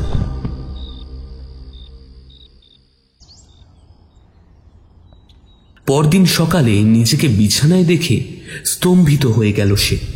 মনে মনে ভাবল, রাতের ওই রহস্যময় নারী মূর্তিটা আসলে কে ছিল, আর অমন ফুলের ঘ্রাণ, আর আমি বিছানায় এলাম কিভাবে? বিছানায় আধশোয়া হয়ে এসবই ভাবছিল সে। এমন সময় বেজে উঠল টেলিফোনটা। বিছানা ছেড়ে উঠে গিয়ে রিসিভারটা কানে দিতেই অপর প্রান্ত থেকে ভেসে এলো একটা উত্তেজিত কণ্ঠস্বর। আজ প্লিজ কোথাও বেরোবি না, প্লিজ। একটা বিশ্রী মার্ডার হয়েছে, আমি সেখানেই যাচ্ছি। তুই ওই বাড়ি ছেড়ে কোথাও যাবি না, শুনতে পেয়েছিস? রাজন্যা বারবার জিজ্ঞেস করল, খুন? কে খুন হয়েছে? কিন্তু কোনো উত্তর পেল না সে। সারাদিন অস্থিরতায় কেটে গেল তার। বিকেলবেলায় সুকান্তের পুলিশ জিপের ইঞ্জিনের শব্দ পেয়ে সঙ্গে সঙ্গে নিজের ঘরে উপস্থিত হলো রাজন্যা। ক্লান্ত শরীরে ধপ করে বসে পড়ল সোফার ওপর সুকান্ত। ধাতস্থ হয়ে রাজন্যাকে প্রশ্ন করল, তারপর বল, কি কি জানতে পারলি? তার আগে তুই বল, কে খুন হয়েছে, আর আমাকে বাইরে যেতে বারণ কেন করলি? এই অঞ্চলের প্রধানের ভাই, কেউ তাকে বড্ড ব্রুটালি খুন করেছে। একটু থেমে বলল, তোকে যেতে বারণ করলাম কারণ তুই এখানে নতুন, আর তুই এখানে আসার পরই খুনটা হলো। এই গ্রামের লোক বাইরের মানুষকে, অর্থাৎ তোকে আর আমাকে ভালোভাবে দেখছে না। সেখানে তুই গেলে ব্যাপারটা আরও ঘোলাটে হতো। আর তাছাড়া তোকে আমি এখানে ডেকেছি, তোর সিকিউরিটির দায়িত্বটাও আমার। তার কথা কেটে রাজন্যা বলল, রে, বুঝেছি। এবার শোন, আমি সেদিন আরো কিছু জানতে পেরেছিলাম প্রধানের মেয়েদের ব্যাপারে। এই বলে ডায়েরির পাতা উল্টাতে উল্টাতে বলল, হ্যাঁ, এই অঞ্চলের প্রধানের ছেলের আগে তার দুটো যমজ মেয়ে হয়েছিল। এই কথা শুধু ধাইমা আর তার গ্রামের এই বৃদ্ধাই তা জানেন। প্রধান রামধীন তার এক মেয়ে সন্তানকে রেখে অন্যজনকে খুন করে দিতে বলেন ধাইমাকে। ধাইমা সেটা না করে সেই বাচ্চাটাকে কোথাও নিয়ে চলে যান। যে মেয়েটি এখানে ছিল, অদ্ভুতভাবে তার বিয়ে হয় সেই খগেন নামের লোকটার সাথে। তারপর তাকে আর কেউ দেখেনি। চিন্তিত মুখে সুকান্ত বলল, আচ্ছা, এই মেয়েটাকেই খগেন খুন করেনি তো? হরিণা তো একটা মেয়ের কথা বললো বটে। না, রাজস্বীর সাথে তার বিয়ে হওয়ার আগে তার এক বউ ছিল, তাকেই। বুঝেছি। ঠিক আছে, আজ তবে উঠি। এই বলে দরজার দিকে এগিয়ে গেল সুকান্ত। রাজন্যা তাকে রাতের ঘটনার ব্যাপারটা বলবে বলে ভাবল, কিন্তু কোনো এক মন্ত্র বলে সেই ব্যাপারটা একেবারে ভুলে গেল সে। রাতের বেলা রাজন্যাকে অবাক করে বেজে উঠল টেলিফোনটা। কি ব্যাপার এত রাতে? তোর দেওয়া ইনফরমেশনের ভিত্তিতে আমি রাজন্যার ব্যাপারে খোঁজ নিলাম। খগেনের এলাকার লোকজন বলছে সে নাকি পালিয়েছে, কিন্তু পালালেও এতদিনে সে গেল কোথায়? তারপর কিছুক্ষণ চুপ থেকে সে আবার বলে উঠল, তবে একটা বিষয় আমার খটকা লাগলো, জানিস? কি বিষয়? আজ বিকেলে ওই এলাকার থানার সঙ্গে যোগাযোগ করে জানতে পারলাম দুটো খুন একইভাবে করা হয়েছে। পোস্টমর্টমে যে বর্ণনা করা হয়েছে সেগুলো কোনো স্বাভাবিক মানুষের পক্ষে করা সম্ভব নয়, যতই তার ওই প্রতিশোধের আগুন থাকুক না কেন, কিন্তু এইভাবে খুন করা সম্ভব নয়। অমানসিক বলতে তুই ঠিক কি বলতে চাইছিস? ধর কারোর প্রাণ থাকাকালীন তার বুক চিরে জীবন্ত হৃৎপিণ্ডটাকে অন্যান্য শিরা উপশিরা টেনে বের করাটা কি স্বাভাবিক ঘটনা? তার এই বর্ণনা শুনে খানিক স্তব্ধ হয়ে গেল রাজন্যা। বলিস কি রে, এই কি করে সম্ভব? পোস্টমর্টম এক্সপার্ট তাই বলছেন। ওনার কেরিয়ারে এমন কেস তিনি প্রথম পেলেন। তাহলে এটা কি কোনো অশরীরীর কাজ? সুকান্ত খানিক হেসে বলল, কি? ভূত?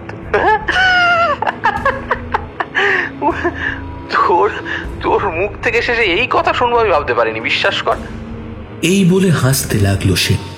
রাজন্যা একবার ভাবল তাকে বলবে সেই ঘুমটা দেওয়া মেয়েটার কথা। কামিনী ফুলের গন্ধের সঙ্গে ওই মেয়ের আবির্ভাবের কথাটাও জানাতে চাইল তাকে। কিন্তু সুকান্ত যদি ভাবে যে সে কুসংস্কারে বিশ্বাস করে, তাই এই সব ভেবেই পরক্ষণেই নিজের মনের গভীরে ছাই চাপা দিয়ে দেয় সে। কিছুক্ষণ পর রিসিভারটা রেখে বিছানায় শুয়ে ঘুমিয়ে পড়ল।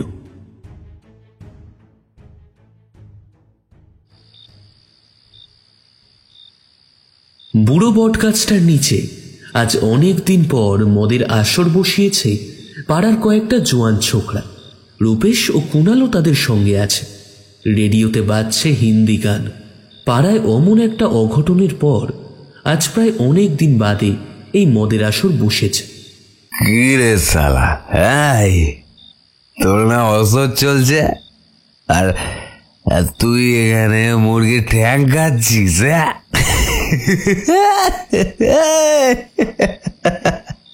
এই বলে একটা ফাজলামির হাসি হাসল কুণাল। হ্যাঁ, অসহ্য। আরো যদি না জানতাম লোকটার চরিত্র কেমন ছিল। ঠিকই আছে, যেমন কাকা তেমনই ভাইপো। ওর কাকা যেমন আমার সাজনী ভাইপোকে নেশা ধরিয়েছে, ভাইপো তেমন কাকার আত্মা। আগেই মাংস খাচ্ছে, আজও ফ্যামিলি মায়েরই। সারা সন্ধ্যা চলতে লাগলো জুয়ার আসর, সঙ্গে সুরাপান। রাত গভীর হতে শুরু করলে একে একে বাড়ির পথে রওনা দিল সকলে। কুণাল ও রূপেশের চমক ভাঙল অস্বাভাবিক নিস্তব্ধতায়। নেশাটা তখন মাত্রাতিরিক্ত হয়ে গেছে। তারা দুজনেই উঠে দাঁড়াতে চেষ্টা করল, কিন্তু পারল না। সালা রে, দাঁড়াতেই তো পারছি না। বাড়ি যাবো কি করে? বাড়ি যাবো কি করে? অবশেষে দুইজন দুইজনকে সম্বল করে উঠে দাঁড়িয়ে এক পা করে হাঁটতে শুরু করল। কিছুটা যাওয়ার পর নুপুর পড়া পায়ের শব্দ পায় দুজনে। একটু অবাক হয় তারা, কিন্তু পরক্ষণেই তাদের মাথায় কুবুদ্ধি খেলে যায়। মূর্তিটা প্রায় তাদের কাছাকাছি চলে এসেছে। কে যায় এত রাতে? প্রশ্ন করে কুণাল। কোনো উত্তর না দিয়ে আরো কাছাকাছি চলে আসে ছায়ামূর্তিটা। গুরু পূর্ণিমার চাঁদ তখন মধ্য গগনে। তার রূপলি আলোয় স্নান করছে গাছগাছালি, পুকুরঘাট ও পুকুরের জল। বিজলি বাতি নিভে গেলেও চাঁদের উজ্জ্বল আলোয় স্পষ্ট দেখা যাচ্ছে সবকিছু। কুণাল দেখল মেয়েটার পরনে একটা ফিনফিনে শাড়ি, মাথায় ঘোমটা দেওয়া। তবে শাড়ির ভিতরে মেয়েটির শরীর দৃশ্যমান। কুণাল মেয়েটার হাত শক্ত করে ধরল, বলল, এত রাতে একা একা কোথায় যাও মামনি? এসো এসো আমাদের সঙ্গে, তোমাকে আমরা বাড়ি পৌঁছে দিয়ে আসবো। এসো। মৃদুমন্দ বাতাস বইছিল সেদিন। সেই মৃদু বাতাসে মাথা থেকে পড়ে যায় ফিনফিনে শাড়ির ঘোমটাটা। কুণাল এবার স্পষ্টতই দেখতে পায় মেয়েটিকে। কি রাজশ্রী, তুমি এত রাতে এখানে কি করছো? ভারী অবাক হয়ে গেল কুণাল। রাজশ্রীর তো বিয়ে হয়ে গেছে, কিন্তু সে এখানে এলো কি করে?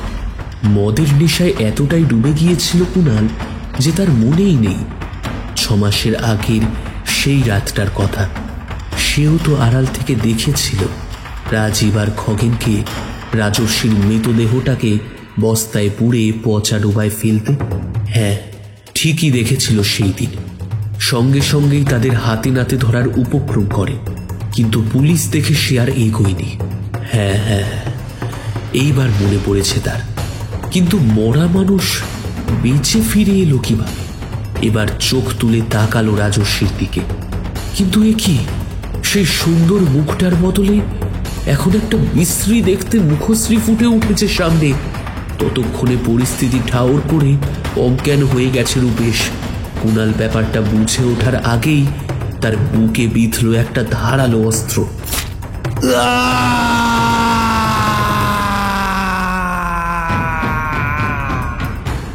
আর্তনাদ করে উঠল সে।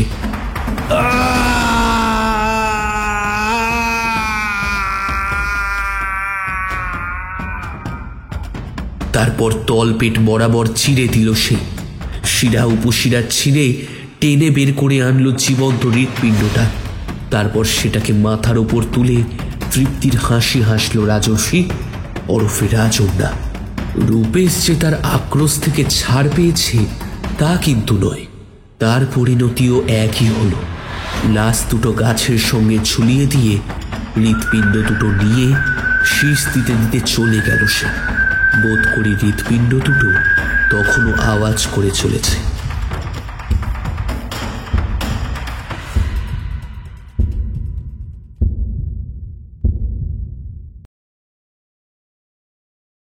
সকালে ঘুম ভাঙার পর অভ্যাস মতো ব্যালকানিতে গিয়ে দাঁড়ালো রাজন্যা। কিছুক্ষণ পর ঘরে ঢুকে ফোঁটা ফোঁটা রক্ত মেঝেতে পড়ে থাকতে দেখল সে। আতঙ্কিত হয়ে হাত দিয়ে মুখ চাপা দিতে গিয়ে দেখল রক্ত শুধু ঘরের মেঝেতে নয়, তার হাতে, তার পরনের কাপড়ে ভর্তি, ঠিক যেন সে এক্ষুনি রক্ত মাখা জলে স্নান করে এসেছে। আতঙ্কে গুটিয়ে নিয়েছে সে নিজেকে।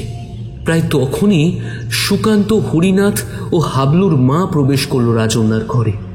রাজন্যাকে ওই অবস্থায় দেখে তিনজনই স্তব্ধ হয়ে দাঁড়িয়ে রইল। তাদেরকে দেখে কান্নায় ভেঙে পড়ল রাজন্যা। তার এই অবস্থা দেখে করুণ হলো সুকান্ত। সে এগিয়ে গিয়ে তাকে শান্ত করার চেষ্টা করল। অতিরিক্ত উত্তেজনায় ও আতঙ্কে রাজন্যা জ্ঞান হারালো। কাঁদিস না, আমি জানি তুই নির্দোষ, তোকে কেউ ফাঁসানোর চেষ্টা করছে। এই গ্রামের কেউ চায় না আমরা তদন্ত চালিয়ে যাই, দেখে নেব সব কটাকে আমি। এই বলে রাগে ফুঁসতে থাকে সুকান্ত। তারপর হরিনাথকে বলল, এই হরিনাথ, এক্ষুনি একটা ডক্টরের ব্যবস্থা করো। তারপর হাবলুর মাকে উদ্দেশ্য করে বলল, হাবলুর মা, এই ঘটনা এই ঘরের চার দেয়ালের বাইরে যেন না যায়, মনে থাকবে? ডাক্তার এসে রাজন্যাকে পরীক্ষা করল।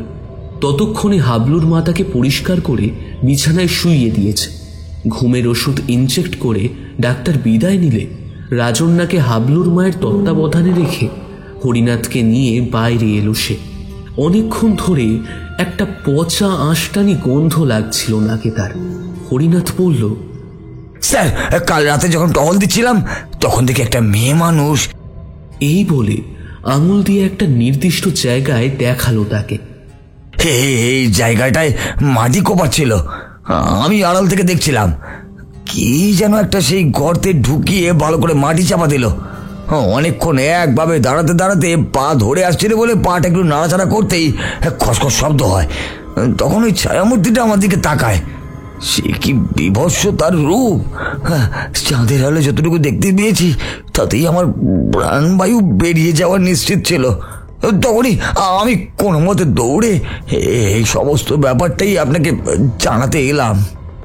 প্রায় এক নিঃশ্বাসে কথাগুলো বলল হরিনাথ। সুকান্ত বিরক্ত হয়ে বলল, ভূত না ছাই, জায়গাটাকে খোঁড়ানোর ব্যবস্থা করো, আর পারলে ফরেন্সিক বিভাগে খবর দাও। তুমি এখন যাও, আমি এখানেই আছি। তার কথা মতো ব্যবস্থা হলো। মাটি খুঁড়ে 4টে হৃৎপিণ্ড ও একটা ধারালো ছুরি পেল ফরেন্সিক বিভাগ। দুটো প্রায় পচে যাওয়া হৃৎপিণ্ড ও দুটো সতেজ। এদিকে বুড়ো বটগাছটায় রূপেশ আর কুণালের ঝুলতে থাকা মৃতদেহ দেখে গ্রামের মানুষের মধ্যে আতঙ্কের সৃষ্টি হয়েছে। ছেলের মৃত্যুর খবর পেয়ে ভেঙে পড়লেন পঞ্চায়েত প্রধান রামাধীন। কোন অশুভ ছায়া পড়েছে আমাদের সংসারে? যে ছেলের জন্য এত ধনসম্পত্তি করে রাখলাম সে আজ এই পৃথিবীতে নেই। হে মা কালী, মা তুমি আমাকে কোন বিপদে ফেললে? মা, মা গো মা। কান্নায় ভেঙে পড়লেন তিনি।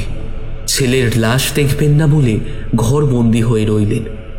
ওদিকে দ্রুত সাইকেল চালিয়ে রামাধীনের বাড়ির উদ্দেশ্যে রওনা দিল পুলিশ কর্মচারী। এমন একটা খবর সে পেয়েছে যেটা দিয়ে অনেক টাকা কামাতে পারবে সে। অন্যদিকে ছেলের শোকে আহত রামাধীনের মন মেজাজ অত্যন্ত খারাপ, তাই বাইরের কারোর সঙ্গে তেমন একটা দেখা করছে না। কিন্তু অমিত ছাড়ার পাত্র নয়। শেষে রামাধীন রাজি হয় তার সঙ্গে দেখা করার জন্য। স্যার স্যার তাড়াতাড়ি বলো অমিত, আমার মন মেজাজ ভালো নেই, কারোর কোনো কথা শুনতে বা বলতে ইচ্ছা করছে না আমার। স্যার, রাজস্বী কাজ দেখলাম। পঞ্চায়েত আবাসনে সে আর হাবুলের মা থাকে।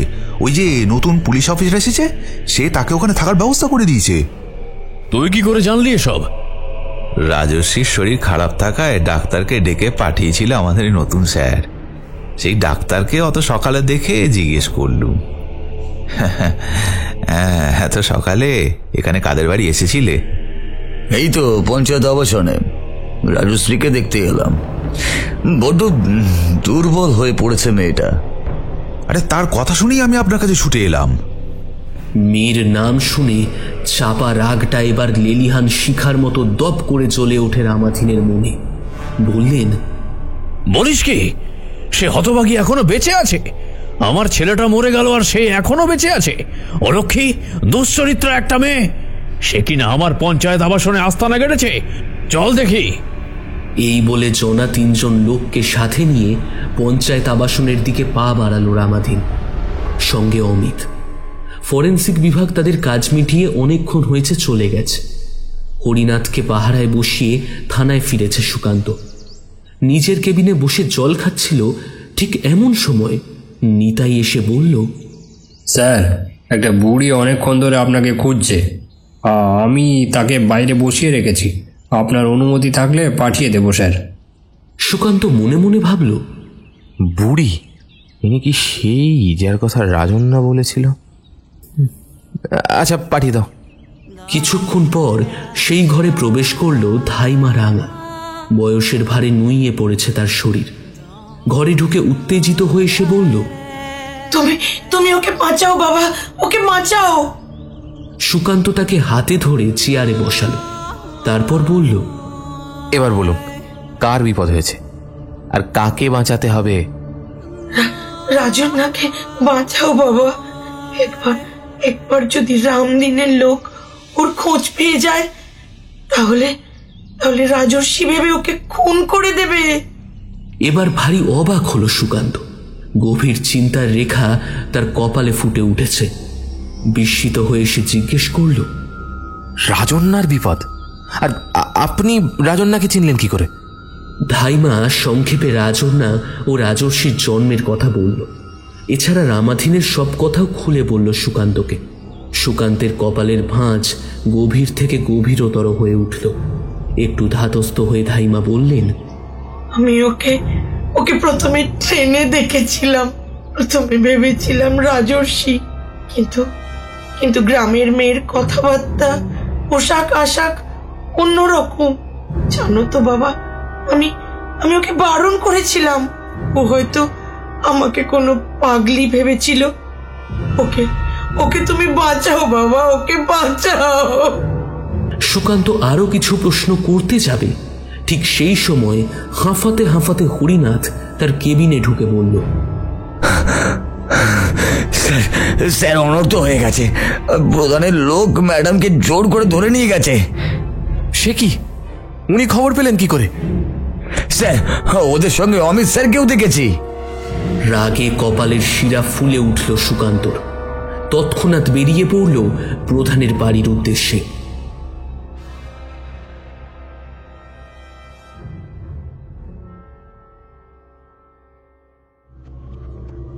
জ্ঞান ফেরার পর রাজন্না দেখল সে এক গুদাম ঘরে বন্দী। প্রথমে সে কিছু বুঝে উঠতে পারেনি যে এখানে কিভাবে এলো, তবে তার ষষ্ঠেন্দ্রিয় তাকে জানান দিচ্ছিল সে কোনো একটা বিপদে পড়েছে আর তাকে যেভাবেই হোক পালিয়ে সুকান্তের কাছে পৌঁছাতে হবে। যেমন ভাবা তেমন কাজ। এদিক ওদিক খোঁজ করে ঘরের একদিকে বোঝাই করা চাটাইয়ের ফাঁক দিয়ে সে আলো দেখতে পেল। দ্রুত সেগুলো সরিয়ে দেখল সেখানে রয়েছে একটা কাঠের দরজা, তবে অনেক পুরনো। গায়ের সব শক্তি দিয়ে লাথি মারতে মারতে নিচের অংশটা ভেঙে গেল। কোনো রকমে সেখান থেকে বেরিয়ে রাজন্না দেখল সে এসে পড়েছে বাড়ির শেষ প্রান্তে। পালাতে যাবে এমন সময় রামাধীনের লোকেরা তাকে দেখে ফেল। পালাচ্ছে, ধর ধর ধর ধর, আরে ধর, পালালো তো, আরে ধর ধর ধর। তাদের হাত থেকে বাঁচতে রাজর্ষি যে ঘরটায় ঢুকল সেখানে এক বৃদ্ধা শায়িত আছেন। তিনি এতক্ষণ ঘুমাচ্ছিলেন। বাইরের কোলাহলে ঘুম ভাঙে তার, আর ঘুম ভাঙতেই রাজন্নাকে দেখতে পেয়ে তিনি কেঁদে উঠলেন। বললেন, রাজর্ষি, মা আমার কোথায় ছিলিস এতদিন? বৃদ্ধার মুখে এই নাম শুনে খানিক অবাক হয় রাজন্যা। এবার সে বলে, আমি রাজর্ষি নই, আমার নাম রাজন্যা। রাজন্যা? নামটা শুনে চোখ জোড়া বিস্ফারিত হয়ে ওঠে নীলিমা দেবীর। এ কি সেই মেয়ে যাকে তিনি জন্ম দিয়েছিলেন, যাকে বাঁচানোর জন্য মায়া মমতা ত্যাগ করেছিলেন? বিধাতা বুঝি তার কোলে তার সন্তানকে ফিরিয়ে দেবেন বলেই এতদিন এত লাঞ্ছনা গঞ্জনার পরেও তাকে বাঁচিয়ে রেখেছিলেন। জীর্ণ শরীর নিয়ে উঠে বসার চেষ্টা করলেন তিনি। রাজন্যা তাকে সাহায্য করল উঠে বসতে। তারপর কান্না থামিয়ে তিনি বললেন, আমার একটা মেয়ে ছিল জানো তো, ঠিক তোমার মতোই দেখতে। তার নাম ছিল রাজর্ষি। একদিন সে আমার ছেড়ে চলে গেল, তারপর আর ফিরল না। আমার মতো দেখতে, কিন্তু হ্যাঁ মা, তোমার মতোই দেখতে। তুমি যে তার নিজের বোন, আমার নিজের মেয়ে। এইসব আপনি কি বলছেন? এদিকে রামাধীনের লোকেরা খড়ের গাদায় ছুঁচ খোঁজার মতোই খুঁজছিল তাকে। ঘরের কথাবার্তার মৃদু আওয়াজ বাইরে যাচ্ছিল। এবার সপাটে খুলে গেল ঘরের দরজাটা। অপ্রস্তুত হয়ে পড়ল রাজন্যা। কি করবে সে এখন? পালাবার তো আর কোনো পথই নেই, একমাত্র ওই দরজাটা ছাড়া। বাইরে ততক্ষণে সন্ধ্যা নেমে গেছে। সূর্যি মামা তার নিত্য দায়িত্ব পালন করে অস্ত গেছেন দিগন্তের পাটে। লোকগুলো রাজন্যার চারিদিকে ঘিরে দাঁড়ালো। তাদের মধ্যে একজন এসে তার হাত ধরে টানল। কিন্তু ও কি, ওই দুর্বল শরীরের মেয়েটা এক পা এগোনো তো দূরের কথা, তার হাত এত ঠান্ডা কেন? যেন কোনো জীবন্ত নয়, মরা মানুষের হাত। এতক্ষণে রাজন্যা মুখ নিচু করে দাঁড়িয়েছিল। এবার সে মুখ তুলে তাকালো তাদের দিকে, আর সঙ্গে সঙ্গে তাদের মধ্যে চাঞ্চল্যের সৃষ্টি হলো। এ তো সে মেয়ে নয়। এ কে? কি ভয়ঙ্কর দেখতে থাকে! হাতটা ছাড়! হিসে গলায় কথাটা বলল রাজন্যা ওরফে রাজর্ষি। যে লোকটা এতক্ষণ তার হাত ধরে টানছিল, কোনো এক অজানা মন্ত্র বলে সে স্থির হয়ে দেখছিল তাকে। কিরে, ছাড়বি না তাই তো? এবার এক আকস্মিক কাণ্ড ঘটে গেল সবার সামনে।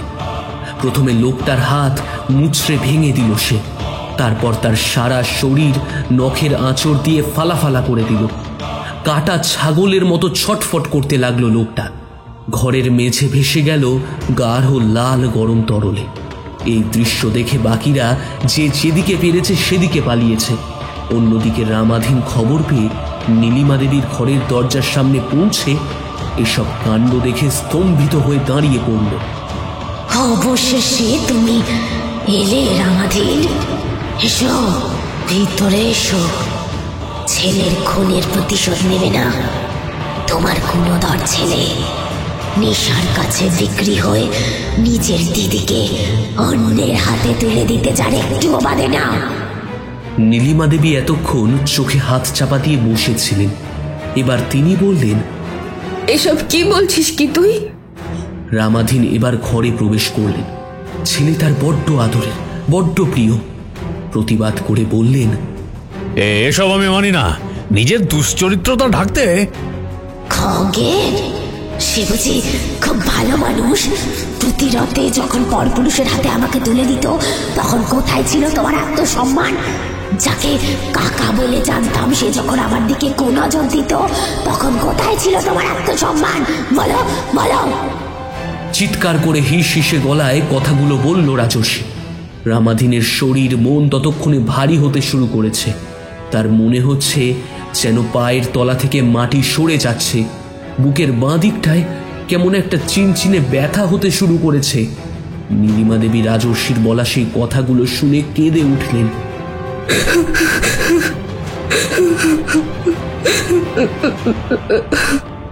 রাজর্ষি আবার শান্ত গলায় বলল, খগেন আর কাকা যখন আমাকে বস্তায় ভরে ডোবায় ফেলে দিল, জানো তো মা, তখন আমার মধ্যেও প্রাণ ছিল। এই গ্রামের একজন খড়ি আমার যমজ বোনের কথা আমাকে বলেছিল। আমি ওকে তোমার কাছে রেখে গেলাম মা। আমার মনে আর কোনো গ্লানি নেই। তুমি ওকে দেখে রেখো, আর পারলে আমায় ক্ষমা করো, আমার জন্য অনেক কষ্ট পেয়েছ তুমি। হাসিমা, শেষবারের মতো আজ তোমায় দেখলাম। শেষের কথাগুলো ভেসে গেল বাতাসে। সুকান্ত কখন যে এসে সেই ঘরের দরজার সামনে হাজির হয়েছে সেটা কেউ খেয়াল করেনি। সে দেখল একটা সাদা অবয়ব তার পাশ দিয়ে সবেগে বেরিয়ে গেল। মাটিতে লুটিয়ে পড়ল রাজন্যার দেহ। তার পাশেই পড়ে গেল রামাধীন। সুকান্ত দৌড়ে গিয়ে রাজন্যার মাথাটা কোলে তুলে নিয়ে তার নাড়ি চেপে দেখল। হৃদস্পন্দনের মৃদু আভাস পেল। এবার রামাধীনের নাড়ি চেপে দেখল, কিন্তু না, রামাধীন আর জীবিত নেই। নিজের পাপের অনুতাপে সে ইহলোক ত্যাগ করেছে। পরদিন হাসপাতালের বিছানায় চোখ খুলল রাজন্যা। সুকান্ত আলতোভাবে হাত বুলিয়ে দিচ্ছিল রাজন্যার মাথায়। কাল কি হয়েছিল বলতো আমার সাথে? আর ওই বৃদ্ধা মহিলা বলছিলেন আমি নাকি তার মেয়ে। সে অনেক ঘটনা। আগে তুই সুস্থ হয়ে ওঠ, তোকে এভাবে দেখতে ভালো লাগে না। কিন্তু কেসটা? পৃথিবীতে কত কেস থাকে রাজন্যা, যেগুলোর কোনো ভিত্তি থাকে না, আনসলভড থাকে। এটাও না হয় আনসলভডই থাক।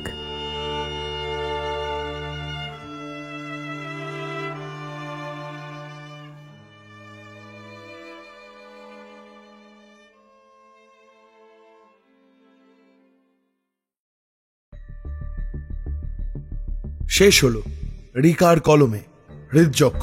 আজকে গল্প পাঠে শুভম, অন্যান্য চরিত্রে অস্মিতা, তৃষা, মিমো, রুবিনা, সায়ন্তন, বিপুল, নীলাঞ্জন, নীল, দুর্বা, সৌমিক, সৌমদীপ, মৌমিতা, বুবাই, সোনিয়া, মহুয়া এবং আমি ঋদ্ধি। স্ক্রিপ্টিং নেহা। বিশেষ সহযোগিতায় দিশানি। এই সুন্দর প্রচ্ছদটা করেছে কৃষ্ণেন্দু। আবহ সায়ন। সহযোগী সম্পাদনায় নীলাভ। ভিডিওগ্রাফিক্স হানাবাড়ি প্রোডাকশন। পরিবেশনা এবং পরিচালনায় টিম হানাবাড়ি। তাহলে বন্ধু, কেমন লাগলো আজকের গল্প? জানাও তোমাদের মতামত আমাদের কমেন্ট বক্সে। আর তোমরা তো জানো তোমাদের প্রত্যেকটা কমেন্টে আমরা রিপ্লাই ব্যাক করি। তোমরা অনেকে আমাদের ইমেল করে জানিয়েছো তোমাদের মতামত, তোমাদের ইচ্ছা, নেক্সট গল্প কিরকম চাও, এবং তার সাথে তোমরা কেউ ভয়েস ওভারও করতে চাও, তার স্যাম্পেলও পাঠিয়েছো, এবং তোমরা কেউ নিজেদের লেখা গল্পও পাঠিয়েছো। একটু শরীর খারাপের ডামাডোলের জন্য আমরা এগুলোকে একটু দেখতে পারিনি, কিন্তু কথা দিচ্ছি প্রত্যেকটা মেলই আমাদের চোখে এসছে। এবার আমরা সবকিছু চেক করে যথাযথভাবে তাড়াতাড়ি রিপ্লাই ব্যাক করব। আর আজকের গল্পটা যদি ভালো লেগে থাকে তাহলে অবশ্যই লাইক করতে হবে, কমেন্ট করতে হবে এবং শেয়ার করে দিতে হবে তোমাদের বন্ধু বান্ধব এবং আত্মীয় স্বজনের কাছে, এবং তাদেরকে বলতে হবে আমাদের হানাবাড়ি ইউটিউব চ্যানেলটা যেন তারা সাবস্ক্রাইব করে পাশে রাখা বেল আইকন ক্লিক করে অল করে দেয়, যাতে আমাদের কোনো নতুন ভিডিও এলে সবার আগে নোটিফিকেশন পৌঁছে যায়। তাহলে বন্ধু, আজ এই পর্যন্তই। দেখা হচ্ছে পরবর্তী কোনো গল্পে। ততদিন ভালো থেকো, সুস্থ থেকো, হানাবাড়ির পাশে থেকো, সাবধানে থেকো, আর ভয় থেকো। শুভরাত্রি।